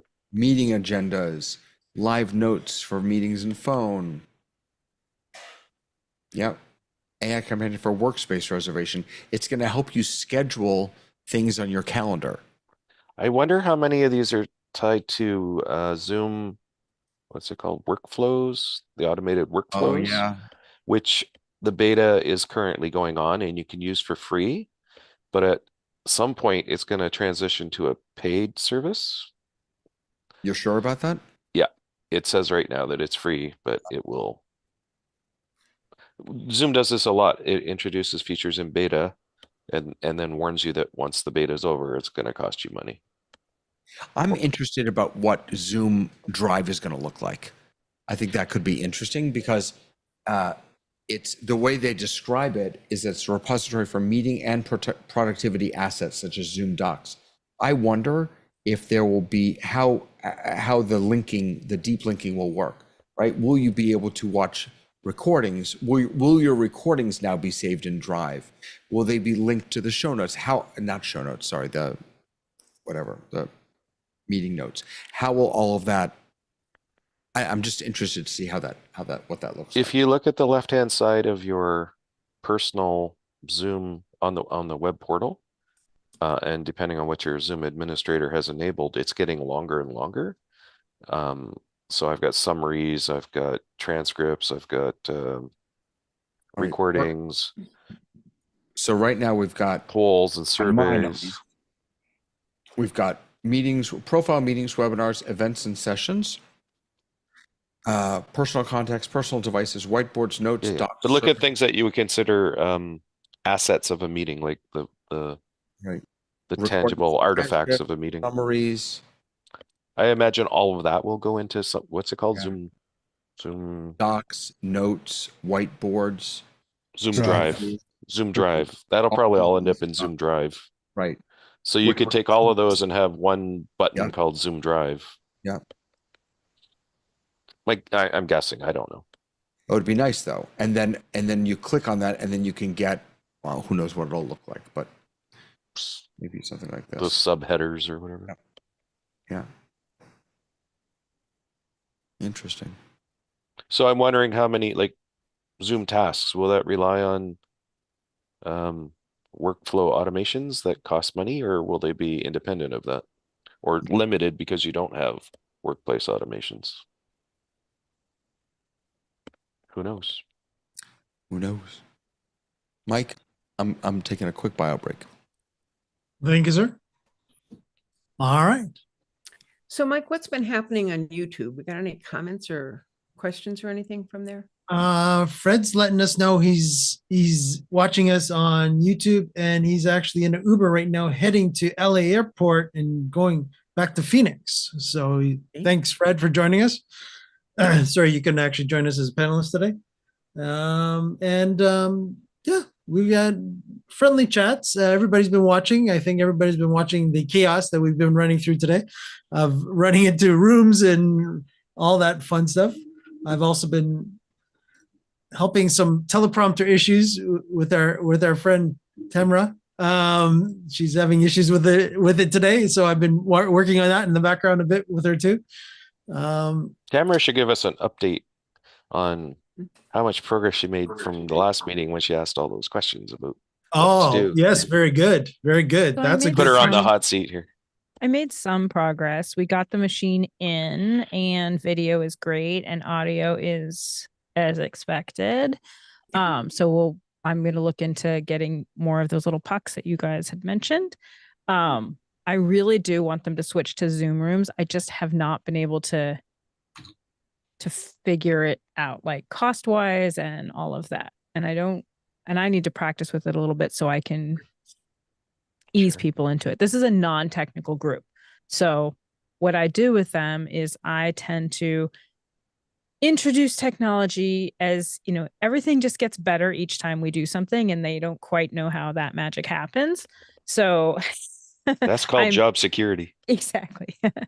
So at Enterprise Connect this week, the Jabra introduced the new one, and they're the two pucks in front of your audience or on a chair in front of your audience, and they talk to each other. They have 4 mics in each, and it's very, very efficient. They introduced it again in this last Enterprise Connect. You really, I strongly suggest that the Jabra speaker is going to be your answer for your audience. Yeah, I think that, at least we got it up and running, because they literally tried the other thing and they were like, we have 3 weeks to get a new thing. And I was like, okay, let's get a new thing. So we got the new thing and it's fine. Again, the video is better quality than the old one. It's not great, but it's not bad. But I really do want to move them into, Zoom rooms now Zoom rooms. Answer my questions, because you're all much brighter at this than I am. Zoom rooms or Zoom events, or both, one or the other, which one will let me hook my audiences together into the same chat? Zoom Room. Zoom room. Okay. You can even have Microsoft Teams meetings intersect with Zoom meetings. Well, that sounds too fancy for Just saying. No, I'm trying. So we're trying to like Zoom now- Events is more of an events platform that Mhm. utilizes Zoom as the core technology underneath. right. So you have an events page, you have speaker bios, you have all these other things, and then you can have meetings or webinars as part of the Zoom events situation. Okay. A Zoom room is more like a space, a dedicated space. It could be, there's personal rooms, but in your situation, you can have a space that's mostly appliance based. hmm The appliance can be a dedicated computer that only does Zoom rooms, but Yeah, it's more appliance based where people walk in, have a meeting and walk out, and they don't really know much about how the technology works. They just sit down and use it. Yeah. So what we do is we bring in our computers and we bring in our little light and we bring everything in, we set it up, we leave. So it's not something that can stay there all the time. But you're saying Right. I can put it on Zoom rooms can be put onto my laptop. And my laptop can bring So it in? normally what people do is they buy like you know what a NUC is? No. 1 unit of computing. It's a little computer box, or they buy a Mac Mini, and that becomes the appliance, and Right. that computer basically is always just doing Zoom. You can stop it, but you're meant to leave it running as a Zoom appliance, or you can buy a device that's a Zoom appliance, like a Neat bar or whatever Logitech Rally bar or something. That could be the appliance. Maybe the Ivy could be an appliance or an attachment to the appliance, but the appliance is basically an operating system inside of a box that has a camera and microphones, and then you can bring your own devices to it, or you can have in-house devices that are permanently stationed. But if you just want people to show up with laptops, then it's bring your own device, hook it up to the box's cable, it's tethered, and then you can show your documents and share your stuff. And then you can add extra pucks, you can add extra cameras, it depends how So much. can I do that with one of these little laptops that they just bought? They don't use them for anything else, only Yeah, this. yeah, it would become like the way the Zoom room works is if you put it on a computer, that's the only thing that computer's supposed to be doing, then it becomes an appliance. Right. Okay. So I probably You- could do that. Yeah. And what you would also need to do to Tamara is actually make sure you get a Zoom room license for that because Right. it doesn't use the same license as a client. Right. So that's like $49 a month, I think is what it said. My meetings are pretty small. Okay. So then my next question is, see, that's not going to work for. The big thing about Zoom rooms is you kind of have to have at least one user who kind of is the admin or the Right. support tech or something, because the rest of the users may just be users who come in and to them it's just like a video conference room. They don't know, Yes. like they just use it. They don't know what goes on behind the scenes. Correct. Yeah, finding those people in my community are like it's not happening. It could be a That's not remote happening. person. It doesn't have to be. Well, you I mean, could- it's ultimately going to be me remotely. But I mean, they could ship you the laptop. You could configure it, ship it back to them, that's true. or you could remote log in with remote Mhm. software for, remote desktop or all the other Yeah, I could do parsec, all that. the other things that allow you to remotely control a computer. Gotcha. All right. Then my next question is, Can I ask Frank a question? Yeah. Of course. Of this, am I understanding you to say that there's going to be some device, what you're calling an appliance, Right. in that space continuously on 24/7, and then Not if you don't everyone want else it to be. You joins could into you it? can turn it off and unplug it and take it with you, but in a corporate environment, usually there's a dedicated room or rooms, Mhm. and there's a box, an appliance, a computer that just sits there. That's its only job, and it Mhm. just sits there all the time. And if you want it to, it's waiting to have meetings at 2 in the morning, 4 in the morning. It's always awake, always ready, even if nobody at the company's working at that time of the day or night. So if it's on and it's got a meeting going all the time, then I No, could it's wait. join it. It's not. It doesn't have a meeting going. Oh, it It's doesn't. waiting. It's waiting for either a scheduled meeting to start or for someone to prompt it to become part of a meeting, or it can join other people's meetings. Okay, so it's not a situation where at a distance I could log into the meeting and then take over as host because it doesn't have a meeting running. It's more like the switchboard, if you will. It's a unique entity in itself. In one corporate environment we've got where there's a bunch of kiosks. They all have IVs in them, and they walk in and just type in their meeting, and boom, it's connected. They don't have to sign on, anything else. They just need to put in their meeting ID, and they're in a meeting. They don't know how they got there, and it doesn't really matter because Good way of putting it. it's But all that's set up to physically a Zoom present. room. That's physically present, not No, it's signing not. in remotely. But Well, imagine you were in an office room that had a Zoom room set up in it, and you were having a Zoom meeting. You could invite that Zoom room to your meeting, and then all those people would be, because they're in this big room that has an appliance, they'd all be part of your meeting as a group, not as individual Got users. it. So the whole room would join your meeting as the room. But So you're instead- still talking physically present, not at a distance, not remotely. A At a group of distance. people in New York walk into a meeting room. There's a Zoom room in the room with a Zoom appliance, Yep. and Lois is having a meeting and sends the Zoom room an invitation to join her meeting. And all of a sudden, everyone I in get that it. room is a group in your meeting. And then depending what you do with your Zoom room license, there's things like Smart Director that can solo a particular person who's talking, and other nifty magical things like that. Right. So the big difference in the big mindset that you now have to have is that the Zoom room would be equivalent to where you would normally invite a participant. You now also have to invite that Zoom room to that. And it's one square on the screen. It's not 50 people. It's not 50 Correct. individuals joining. It's one square with, That's right. yeah, okay. So Yeah, that and, would be and again, it's built on the technology of what's in the room. If that happens to have multiple cameras, then that's a different story, or now connected up to it, that's a different story. But yes, so in theory, it's one video coming out of that room of who's ever in that room. So right now we have 2 computers in that room and both of them join the meeting, but right now they kind of host the meeting. So what you're saying is I could host the meeting from my desk so I can use my tools that I have. They would join my meeting and the Zoom room would be that camera and those microphones. That other one would be the camera that they're using for the audience. And then we use it right now with no sound because we're using the other microphone. And then I could do whatever I wanted to, spotlighting and stuff, the way I would normally do it. Are there tools with Zoom rooms like there are with like Production Studio or anything like that? Or do I could just use my OSC?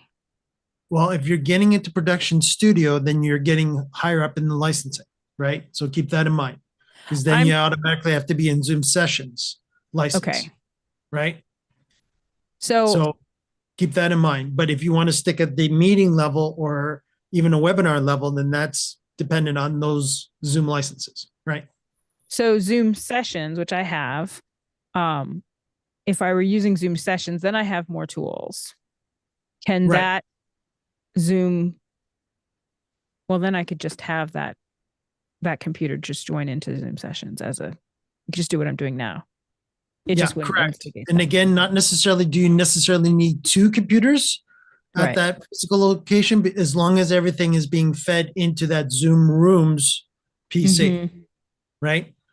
So you could actually, again, the Zoom Rooms is as smart as the Zoom client, is just smart enough that it's known to be on all the time, right? Right. Instead of it being a Zoom client where you have the workplace and you only use it when you need to use it, right? Right. Mike, if she used Sessions, she wouldn't need the Zoom room, right? That's what I'm saying. I don't She think I would just need the invite Zoom. people to her meeting, and which is hosted on her Sessions. But if I have sessions, can I join my audience through a QR code so they're all in the same chat? Or no? Yeah, they're in the same meeting chat. They're all Mhm. using the Correct. same meeting ID. Yeah. Yeah, you got to remember that Zoom sessions is more, as Frank was saying, Zoom sessions and Zoom events is more of a web interface capability that, yes, there are certain features that in our world, in the Zoom Test Kitchen world, that we're stealing from there and actually using it for meetings where we don't necessarily need the hub, because that's where the hub comes into play, right? And the hub is more the web interface portion of it to make it pretty. You know, when they come in, now you can also have a lobby, you can have X, Y, Z, you know, resources. I don't necessarily need that. Right. You still want to, what I'm understanding from what you want to do, you want to stick with basically a Zoom meeting, but again, you're taking it to that furthest level of it not being a webinar, but it's still meeting because you want the interactivity. Right. Right. Not a webinar where you just have it one way. Right. So you want the interactivity. So it's definitely going to be a Zoom meeting, but now you just got to figure out, okay, what are all the capabilities that you can do within that Zoom meeting? Production studio, you could, but you would have to set it up as a Zoom meetings, Zoom sessions licensed meeting. And then you would have production studio. Robert, correct me if I'm wrong, and anybody else that also knows the event platform, because I'm always got these in my brain. Am I doing that right? That's correct in terms of licensing. What I've never seen and I've never done, and this may be my ignorance, Tamra, is I don't know if you can use Production Studio for a meeting. I don't think so. I'm trying to solve, like, I'm going to go to them and say, you're going to spend some money this year. Because I think it would help you across the board. The thing is, I have two different types of meetings. And so I want them to be able to spotlight and do that very quickly. I'm not going to be able to teach them something like OSC, and it can't always be me. So that's where I'm trying. They do a Friday show every single week, and literally on camera, they go, let me spotlight my people. And they do it like by hand, trying to find them in a panel of, in a sea of participants of 60 people. So I'm trying to solve that problem and my hybrid problem, preferably with one license, so I can go to them and say, here's the money that you're going to spend this year. It's going to help you in XYZ way.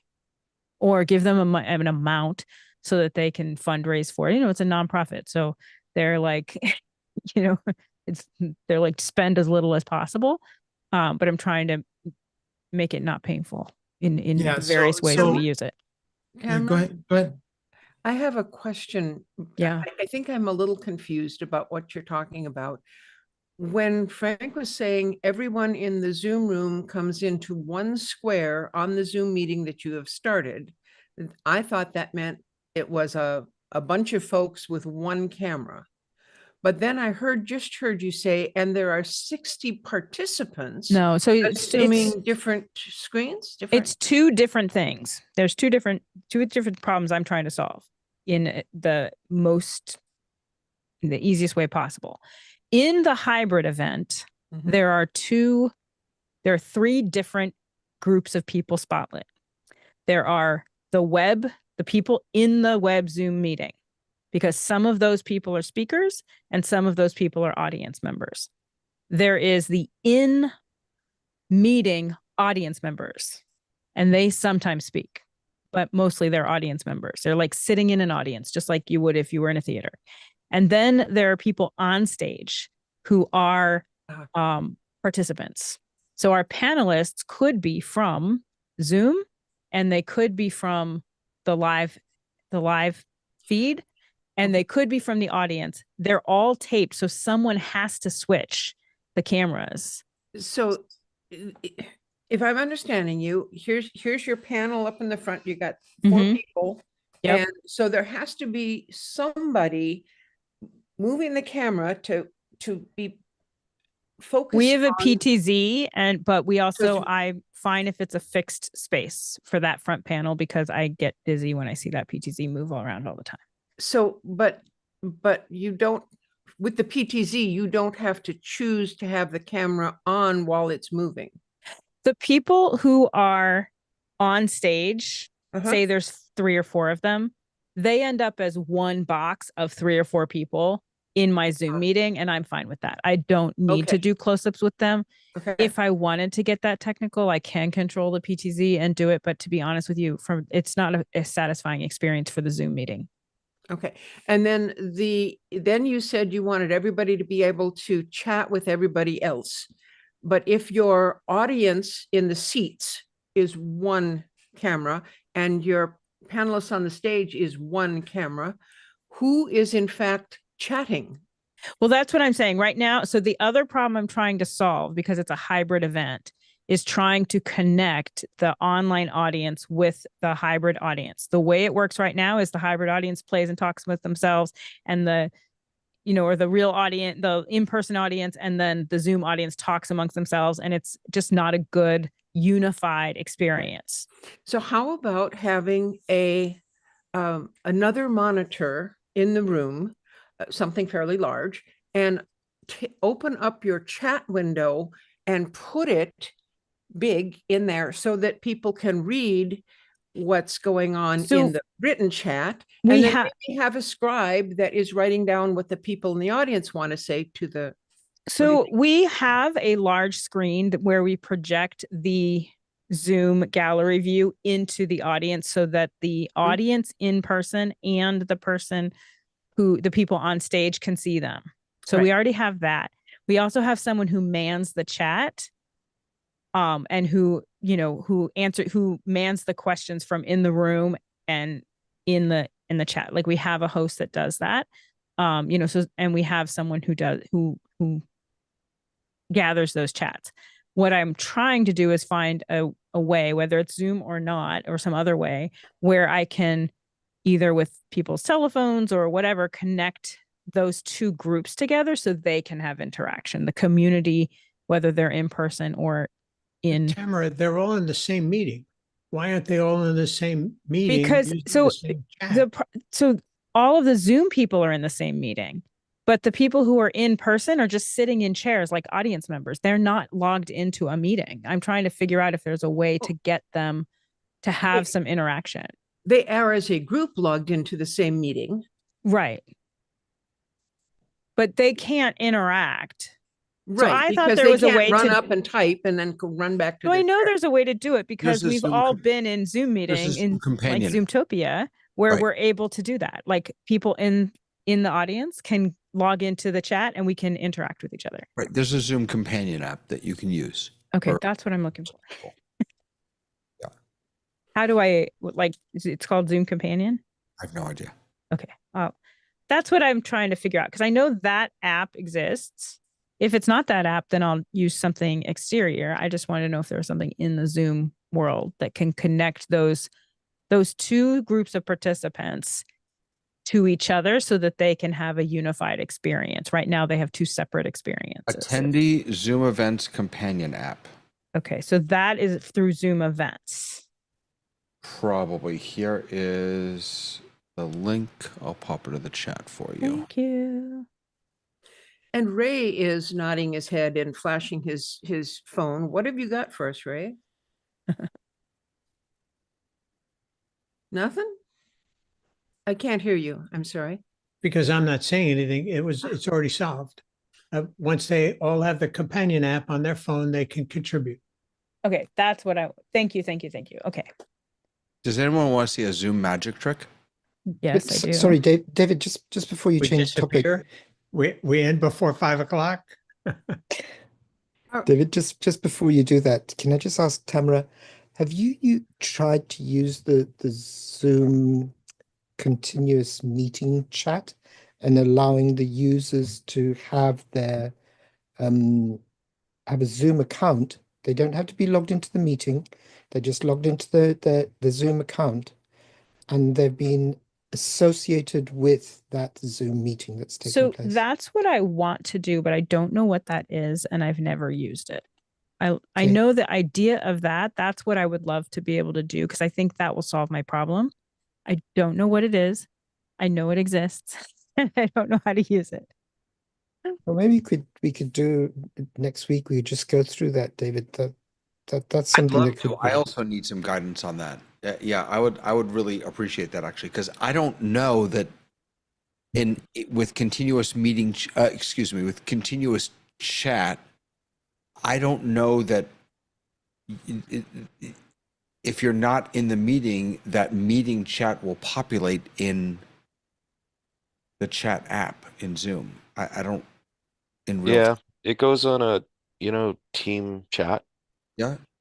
So Mhm. continuous meeting chat from the meeting goes to a channel on team chat if you allow it to, which I would seriously recommend you consider whether or not you want to do that.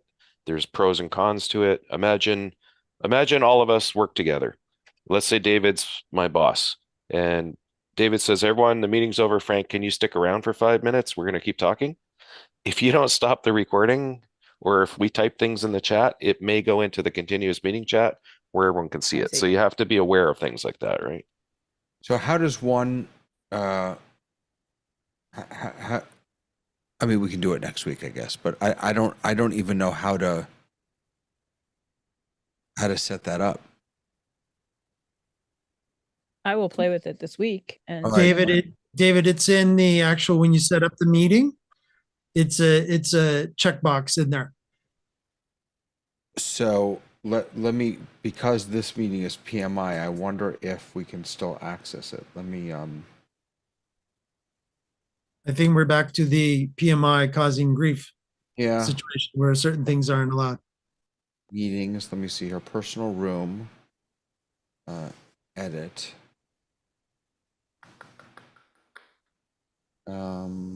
And of course, take into what Frank just said into account, because if it is your personal room, your meetings of your personal room would get extended to all those people as well. Right. Yeah. No, I understand. Recurring. All right. So now generate automatically. Yeah. Enable continuous meeting chat. Chat with participants at any time and save in-meeting chat in the same place. So it does not work with PMI. It only works with not scheduled. Yeah, I guess scheduled. I wonder if it only, well, yeah, I guess scheduled meetings. I'm But there's chatting on my something- phone now. but- It's so simple. I No, but just you're in the, no, but you're in the meeting. That's what we're talking about, is people who are not in the meeting, but have access to, continuous chat has been set up and they can access that on their phone in the Zoom app. I understand, but what's the advantage as long as I get everything? Because if I'm not in the meeting, how do I know what's going on? But if you're in the meeting and you're connected to audio and there are 300 people in the room connected to audio, then you've got huge audio. But if I'm so if I'm in the room, I just do what I do now. I just turn the sound down. Yeah, but Now yeah, but you're smart Yeah, you're smart. and Zoom savvy. don't apologize for that. And by the way, you can't actually mute your Zoom audio with your volume button. At least on iOS, it won't let you go all the way Right. down to 0. Yeah. You have to disconnect audio. I think the problem with doing it that way as well is that you have to have a license for the full capacity of the on-site audience. Oh, good call. While Yeah, good call. what we're looking at with the continuous group chat, and sorry, I'm not an expert in this, but maybe someone else knows. But if I'm not wrong, you can define groups so that you can contain all of that messaging between a group. So you could define, Tamara, for example, a group of group A, which is that profile, group B, which is this profile, for the two separate events that you're holding. But like I said, I'm not an expert. I don't know how to do that. I know it can be done. Okay, I'm going to look into it. The thing is, I actually know who's going to attend this event. People don't just randomly show up, they buy a ticket. So, and the groups are very small. We're talking like less than 30 people in the meeting and less than 30 people on Zoom. So it's not, that particular hybrid event is very small. And so it is possible that if someone buys a ticket, I send them an email that says, please do XYZ so that you can participate in the chat. Like, I have a little bit of leeway to do that. And that event only happens once a month. So I can I would, and Tamara, I'm going to do some research also. I would like to spend some time on Team Chat. I'm thinking of moving my board of directors here for right now we use the free version of Slack, and I'm thinking of maybe moving them into Zoom Team Chat, and I'd love to see if that. I just like you, I've never played with Yeah, that. I'm open.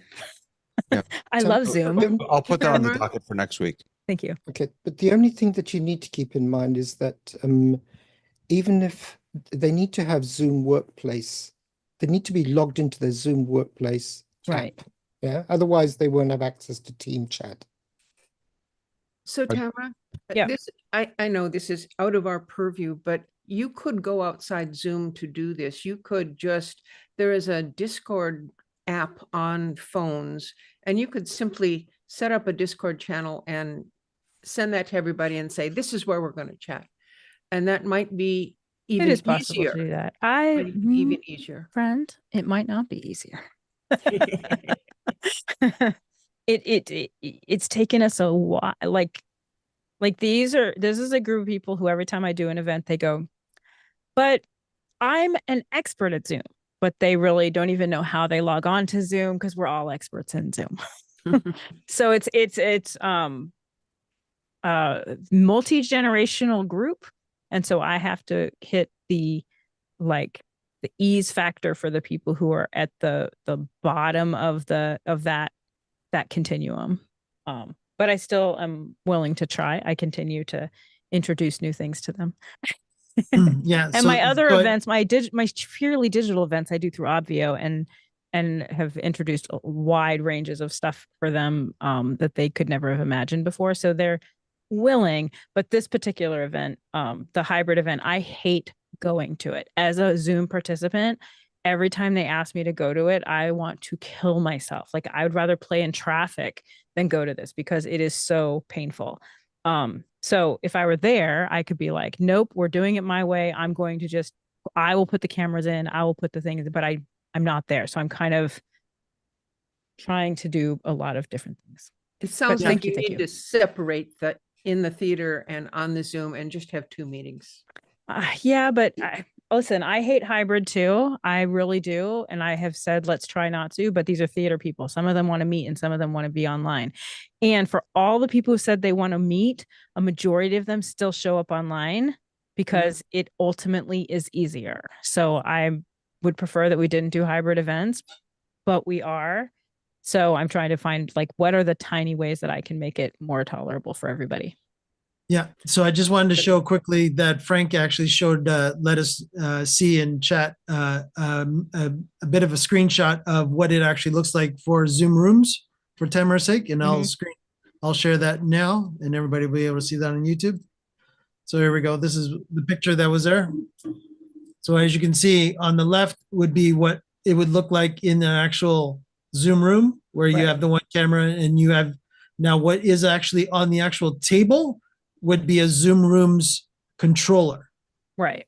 So that actually is your interface to the PC that's attached up to the actual screen itself. And for us, that's like on a tripod because there's no table. I get it in a Zoom room, what it looks like in a thing. This is in a theater where there's just it's just different.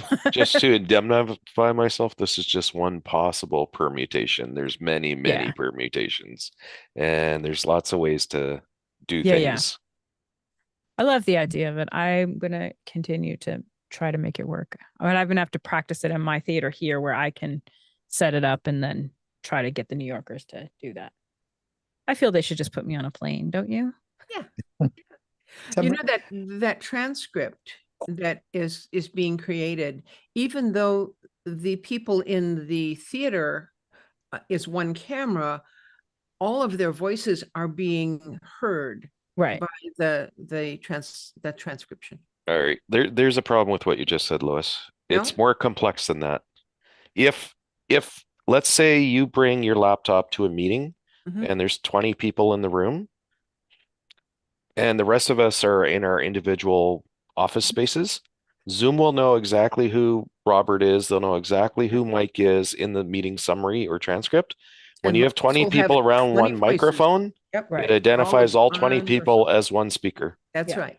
but it does keep the what got said, even though It does, but Lois talked a lot.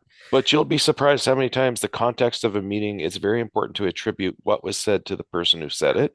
And if every attribution is one person and there's 20 people speaking, that can really make your summary notes really incomprehensible or way less useful. Didn't we just discuss earlier in this show about something where you didn't have to be in a meeting and you could still get those notes? That's coming, That's coming. supposedly on mobile Yeah. 6.40. My understanding of how that's going to work is you'll have to go into some interface after the summary is over, and you'll be able to tell the interface, this is Bob. Every time Bob spoke, change it to Bob, and that's Susan or Cool. whatever. Yep. But there'll still be a little bit of human work required. And it's always after the fact. Okay, well, thank you for that discussion, Tamara. That was very interesting. I see Yeah. John Idelson has joined us. Hello, John. Yeah. I don't know if John don't can know. actually speak to us. He's on his phone, so I'll throw it that way. And David Brady, who's watching us on YouTube. Hello, Dave. Wanted us to know. He's given us a reminder too that you can actually have Zoom Room, the actual Zoom Rooms controller on a phone, not necessarily just on. You can also have it on a phone. You can have it on a tablet, as well as you can actually have a physical unit sitting on a table, or in the most cases, that's usually what it is. It's usually a boardroom table that it will go on. Does anyone want to see my magic trick? By all Yes, means, please. David. Okay, this is a Zoom magic trick that I just discovered. Check this out. So I'm in my app here, my client. You know, I want to look at my calendar, but I don't. I need to stay on this screen. Boom. Oh, what a neat magic trick. How I- many of I'm those gonna- can you I don't think I have? understand the significance of what I'm you gonna just did. pop out He made a chat. second window. I'm gonna pop out chat. I'm not gonna click on chat. I'm gonna drag chat. Yeah, I think didn't they announce that like 2 months ago? I've never used it, but yeah. But guess what? How many You of know what? those It pop-outs doesn't can you have to have? be up. It doesn't have to just be up here. I'm gonna open my notes in a different panel. Yeah. Oh, cool. That's kind of cool. That's when they introduced you could resort them, right? Just like the more button in the was that Zoom the meeting. same time? I think that was at the same time they announced that, right? I mean, I never played with it because it didn't excite me that much, but yeah. it excites me. I thought your Zoom trick was going to be you were going to disappear. No, sorry. It's too early. We still, oh wait, that clock's always wrong. Hey, Robert. I have 5 minutes. I don't know. Tamara, are you still here? Because I just Lois wanted to has- you share. have- She went to put her head down after all that information. Okay. Okay.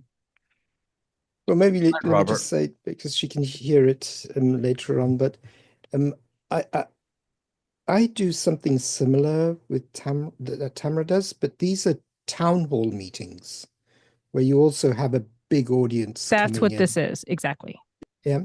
And what we finally decided and agreed upon is that we actually have a dedicated location where if someone wants to speak from the audience, he comes to that point.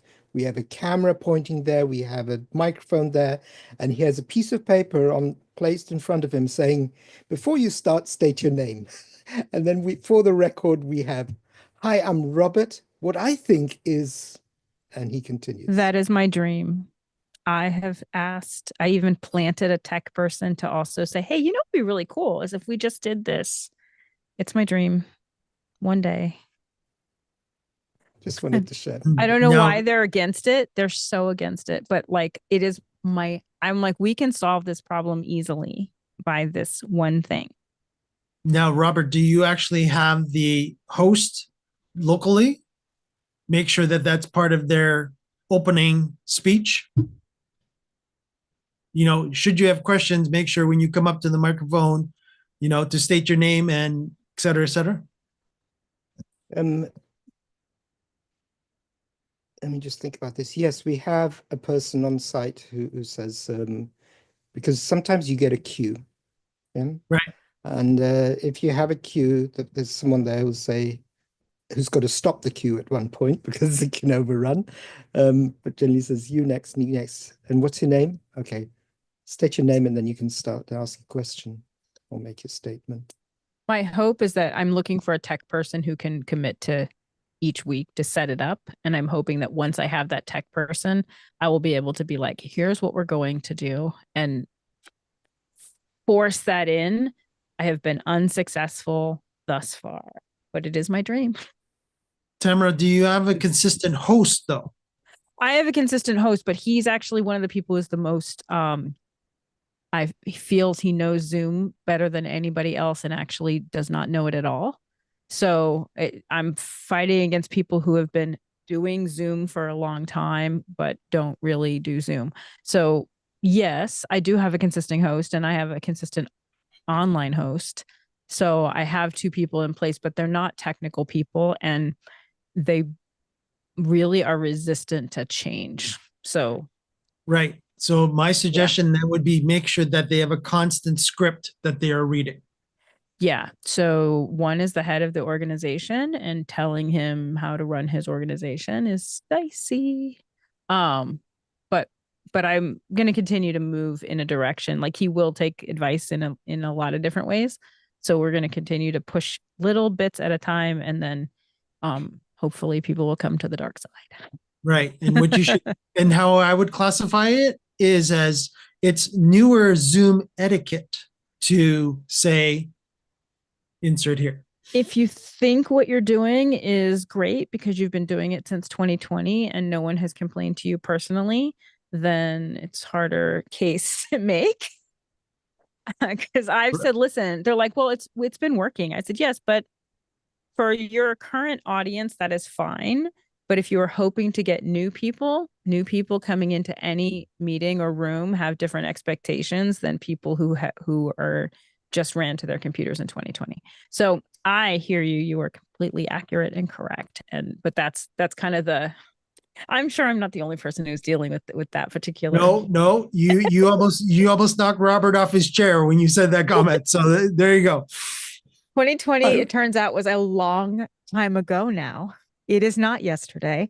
And we're still doing some of the same practices that makes sense. Done. It's stuck in their bad habits. Go ahead, Robert. I was just going to say, you remind me that I had this big event at a university and the head of the university came up on Zoom and his sound was terrible and his vision was, his video was terrible. And I said to him, we need to make a certain change. And he said, well, it's been fine up to now. No one's ever complained. And so we went through this process where we helped him. And the next day he came on and he'd had an IT guy to fix it for him. And when he came on, I said, you're perfect now. And one of the other professors on that event said to him, maybe your students will actually understand what you've been saying to them now. Yep. No one complains to the people who, like, everyone says it's great. They're not going to say it's they're going to tell you it's accurate. So then when I say, hey, we might do something a little different, they look at me like I've got 15 heads. And no one's going to complain to the boss. I mean, you don't tell the boss anything.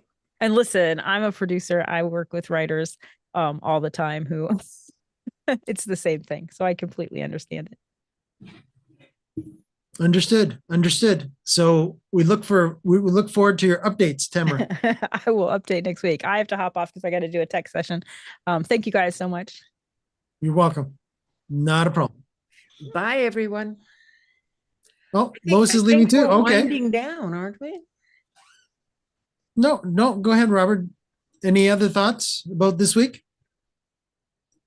I can share an experience if you like, Mike. And, absolutely. This is an update experience. You know how bad I am with updates. And I use Mimo Live for my streaming because it's really, really good on a Mac Mini Pro, which has the chipset to do all of the coding. And so recently I've been having an issue getting messages from YouTube Studio saying that my bit rate is too low. It's recommended that you have at least 6,800 kilobits per second. And I've been trying to figure out what's going on, and I couldn't figure it out. And I thought it was the Mac Mini itself. Oh, we've got a guest here. Hey, we're talking about Mimo Live.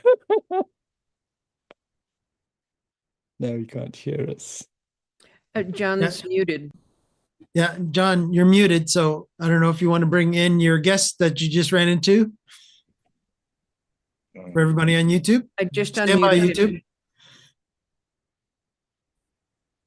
Okay, so now I'm Yeah. unmuted. Yeah. Hey, Robert, anything I can help you with?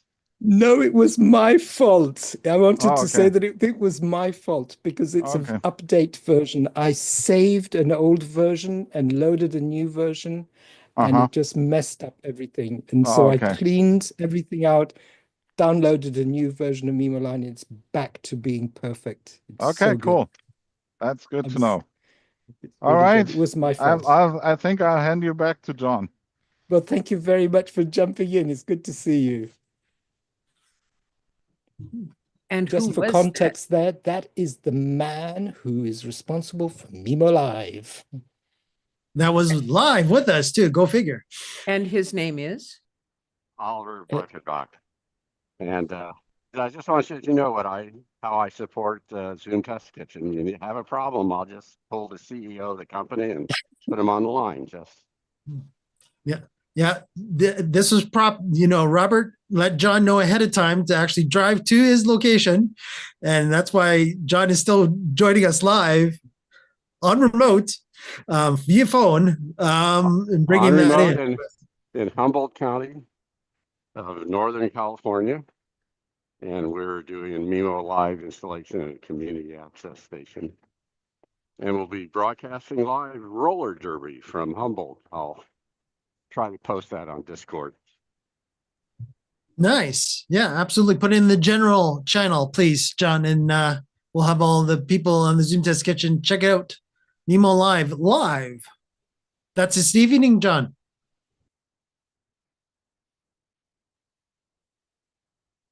It's going to be Saturday evening.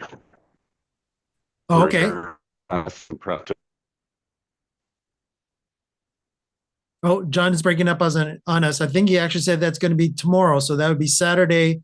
And of course, John is in Pacific time zone. So take the time zone that he does post in Discord chat into consideration for where you are in your time zones. Especially Robert, you're way ahead of us. 10 p.m. Pacific. I think I heard 2 p.m. Is that what I heard, John? No. 7. 7 p.m. Pacific, I think is what I heard. Okay, I got a thumbs up. All right, yeah, he's in a low cell area where he is currently. And yes, Tony Mobley is saying, good to see you, Oliver. Yeah, absolutely. Nemo live in the house. So Robert, continue with your story, even though Oliver joined us live. Yeah, like I said, was saying to Oliver, all I did was delete all of my versions. I had 3 on my laptop, and it actually said when I was deleting them by uninstalling them, you will be removing some system files. And that's when it occurred to me, I've accumulated duplicate system files that are being used by Mimo Live. So I cleaned it out, downloaded Mimo Live again, and it works perfect. It just works perfect. I streamed to 4 different RTMP destinations at the same time for 6 hours. Not an issue. It just ran like a dream. Good. Because what I was going to say is sometimes YouTube can actually be finicky and not have a good reason too. So that was definitely going to be my suggestion too, is that sometimes you could actually give it more bandwidth than it's happy with and it'll complain. And sometimes you give it less bandwidth and it'll also complain too. So unless it's getting really that specific kilobit rate, sometimes it'll start to go one way or another. It'll start to go, oh, you're not giving me enough bandwidth. Oh, you're giving me too much bandwidth. But really, Zoom is taking everything into consideration most of the time. But it's good that you figured out, and it's actually, I found it a little weird that it actually allowed you to have 3 copies on the same system. Again, that's coming from the Linux world and the PC world. That would definitely cause a lot of grief in both cases. So Well, I can Mac understand OS is Mac OS is Unix, isn't it? So right. But again, he must be when you're installing it, it must actually be keeping itself semi self-contained, minus a few pieces that were obviously causing you the grief because of the older versions that you had installed or the beta versions you had installed. yeah, but it just cleaned it out. And sometimes with Zoom, when we're having an issue, we need to do a clean up, complete, and reinstall, and then that solves a lot of the issues. And but my takeaway from that is don't save old versions. You don't need them. Just have the current version, and that's it. Yeah, usually it at most, and again, this is what I'm testing as compared to a production machine, but in my testing world, I'll have the current stable and the current beta. I won't go multiple versions just for my own sake, because as soon as I start doing that too, I don't know, as you were seeing, where things are starting to conflict with other things. And in the Windows world, it's even worse. I don't even want to go down that road with you. To be able to separate things, because most times they don't. Just that's the nature of the Windows developer and also the Windows operating system itself. All right. Everybody's getting quieter on me. If there's any questions in the YouTube chat, this is that segment of the show. Oh, then I could actually show my desktop, and I'll show that later. And I'll be back again, and I'll try that again, I swear. And A10 Mini Pro, act properly. There we go. There's the slide I wanted. Yes, it is that question and answer time. If anybody on YouTube would like to have the question and answers done, by all means, let me know in chat. And yes, if I do need to use my extra desktop, I will to show some of the different functionalities. Frank, did we miss anything? I know David did mention that we were supposed to be talking about 6.4 today. Did we actually finish getting to all the different add-ons of 6.4? I have not looked specifically myself. Wait a second. Carry on while I look at the 6.4 release notes. So 6.4.1 is out now, right? Isn't it? Is it? That was quick. No, Monday. It comes out Monday. Oh, okay. All right. So Oh. 6.4. Oh, I hate these nested tables. Uh-huh. I think we've discussed it, and I don't think we missed anything. I will say that I'm allowed to see some Zoom notes that most people aren't.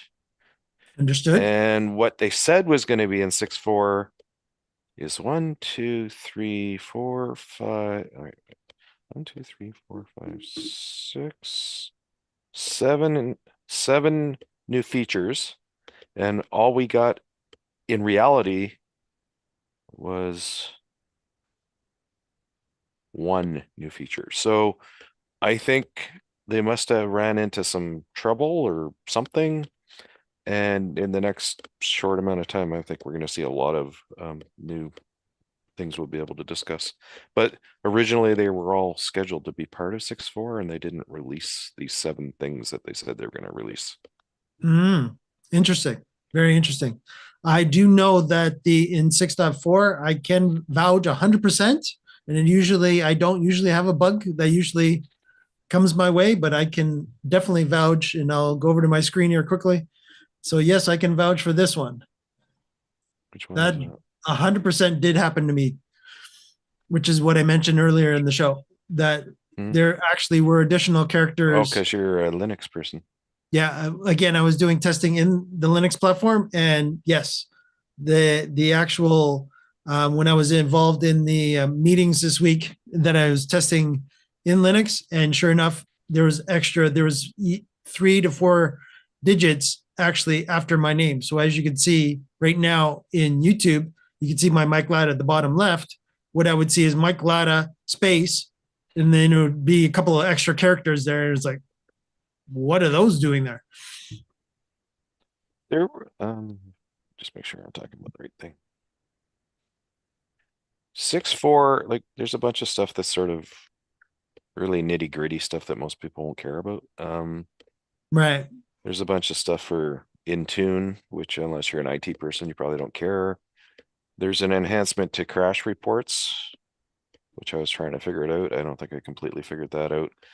If you deploy Zoom in a corporate or, a big organizational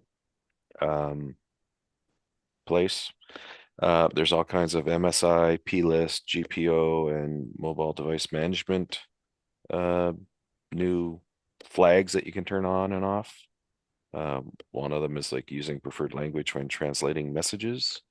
So, just as an example, right? And then there were a bunch of bug fixes, security enhancements, quite a few bug fixes, probably 7 or 8.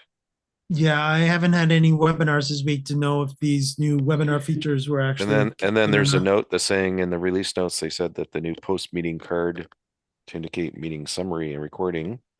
Remember, we talked about that. There was going to be a new way to access the recordings at the end of the meeting. Right. An enhancement to in-meeting chat visibility for external participants have been pulled from release due to issues with deployment and being available in another upcoming release. So there's a lot coming. It's just I think they were ambitious or they ran into trouble and they didn't get it out for 6.4 like they said they were going to. Yeah, But the one thing, yeah, go ahead, Frank. Sorry. I'd rather they don't release things if there's issues. Like I'd rather they get them right before they release them. So Yeah, or at least bump it from the actual release notes and actually say that delayed.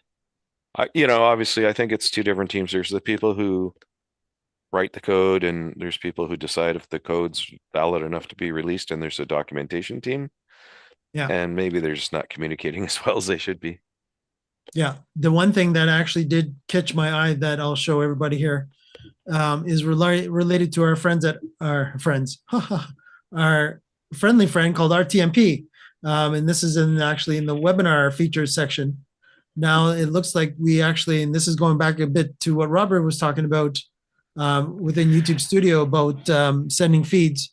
So this will actually be pretty good too, where it says users streaming through RTMP can view their streaming credentials within the Zoom Workplace app.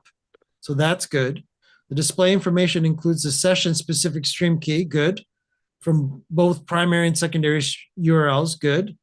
When using third-party streaming applications, users can quickly reference and validate their streaming configuration without leaving the app.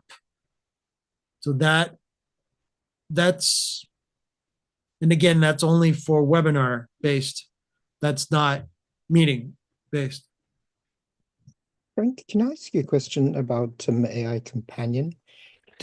When Sure. did AI Companion start allowing you to summarize or search for topics in the meeting chat? Wow. Probably Is- after is it- is Zoom it recent? 6.0. Okay. That's when all the AI Companion 2.0 stuff started coming on. So somewhere, when was that? Probably, when was 6.0? I feel like it was in the fall sometime. Okay, I could check the release completely notes, but missed that. Yeah, I yeah. completely missed that. And that is a super, and I don't think it's something that's appreciated that much. When I think of some of the big meetings that we hold, which are public meetings and town halls, and topics come up, and it's really difficult to be able to identify topics in the chat when you've got them just scrolling. Sure, the, sure. and I this think is the so. summaries aren't as accurate as I'd like them to be, but they're getting better. I think, I think every couple of months you see Zoom AI getting a little stronger, more efficient, but there's still, when I read my meeting summaries, I still feel like sometimes key things that I would have said aren't in the summaries, but you can edit them. Mhm, mhm. That's the meeting summary. I didn't had discovered that you can do a summary of the chat. The chat The meeting summaries too, chat. yeah.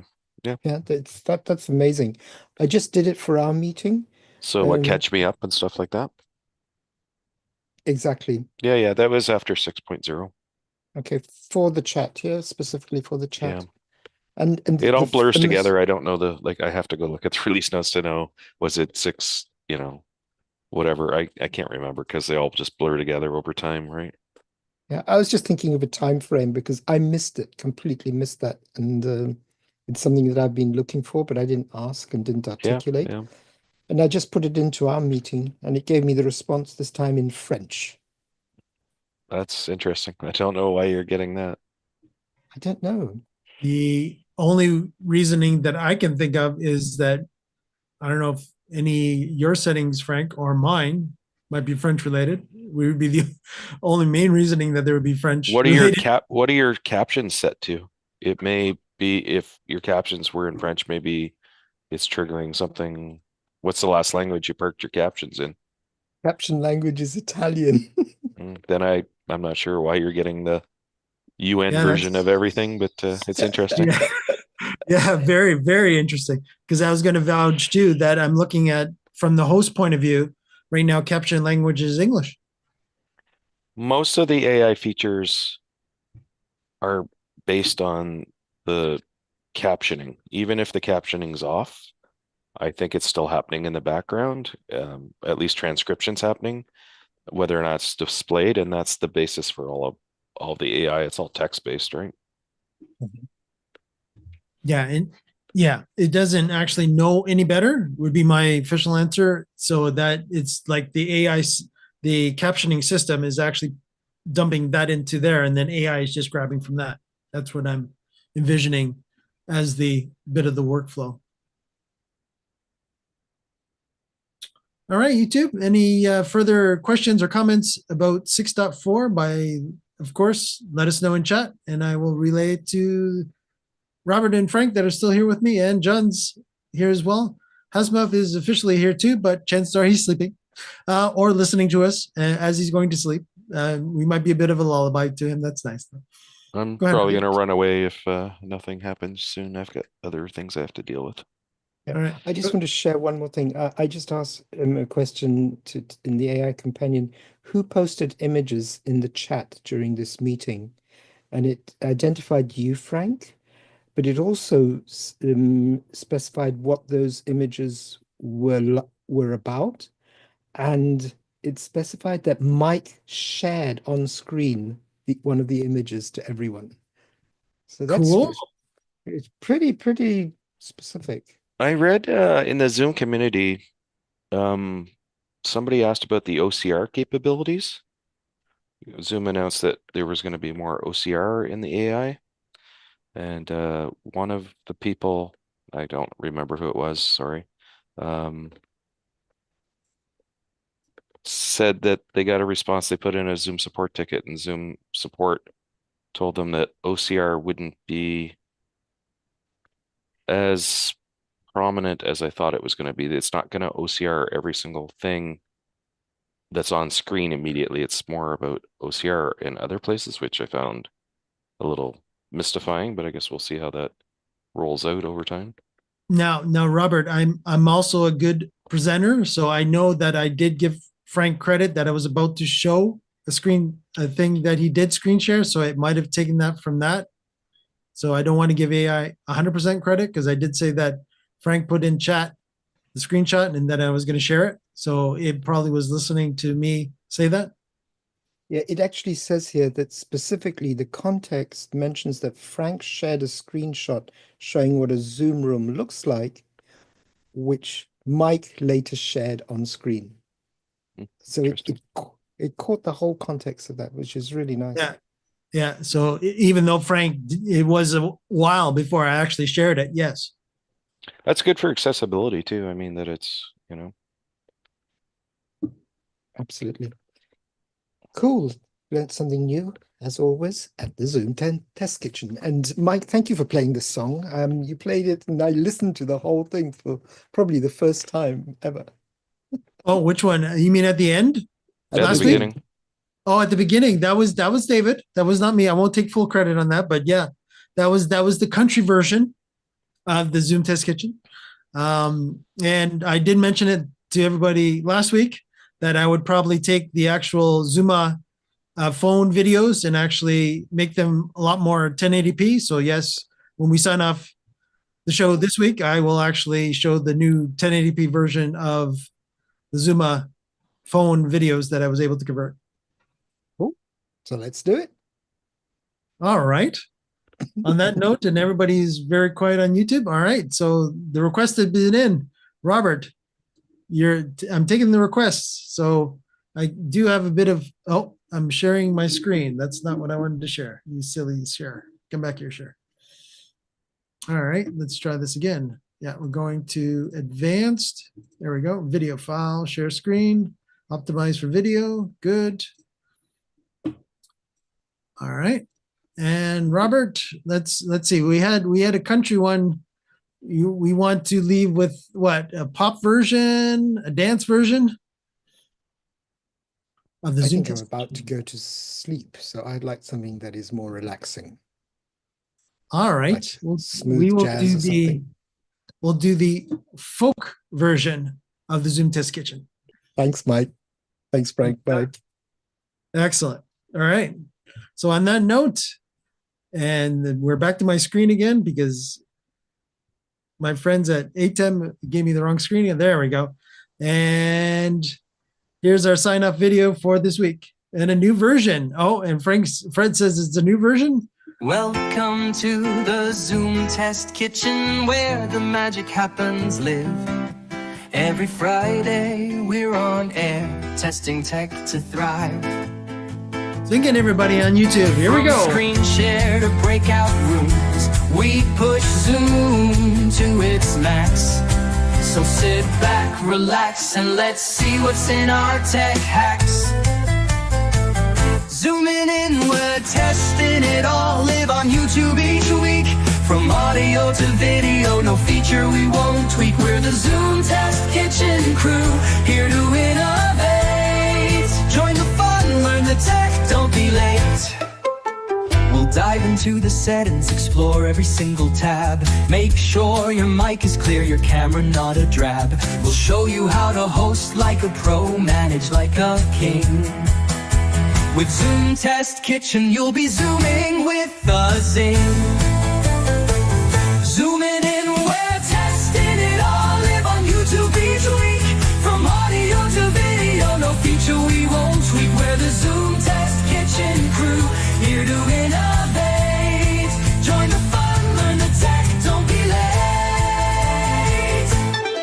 Whether you're new to Zoom or an expert in disguise, we've got tips and tricks, we'll open up your eyes. From polls to quizzes, we test functionalities. Join us live, see what Zoom does with ease. So if your meetings lag or you can't share your screen, or if your audio echoes like you're stuck in between, we've got solutions, we'll show you how it's done. Zoom Test Kitchen, where Zoom fun has begun. Zooming in, we're testing it all. Live on YouTube each week. From audio to video, no feature we won't tweak. We're the Zoom Test Kitchen crew, here to innovate. Join the fun, learn the tech, don't be late.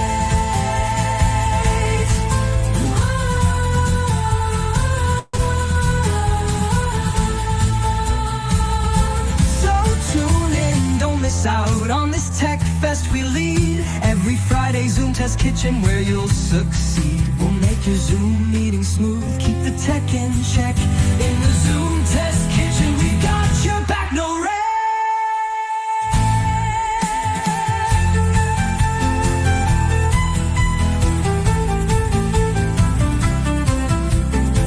These lyrics capture the essence of what the Zoom Test Kitchen does, focusing on testing and teaching about Zoom functionalities in a fun, engaging way.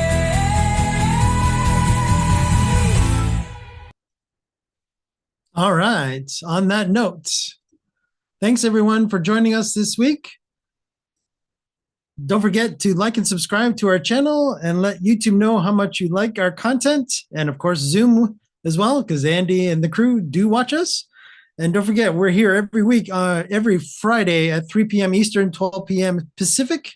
And see everyone next week for another edition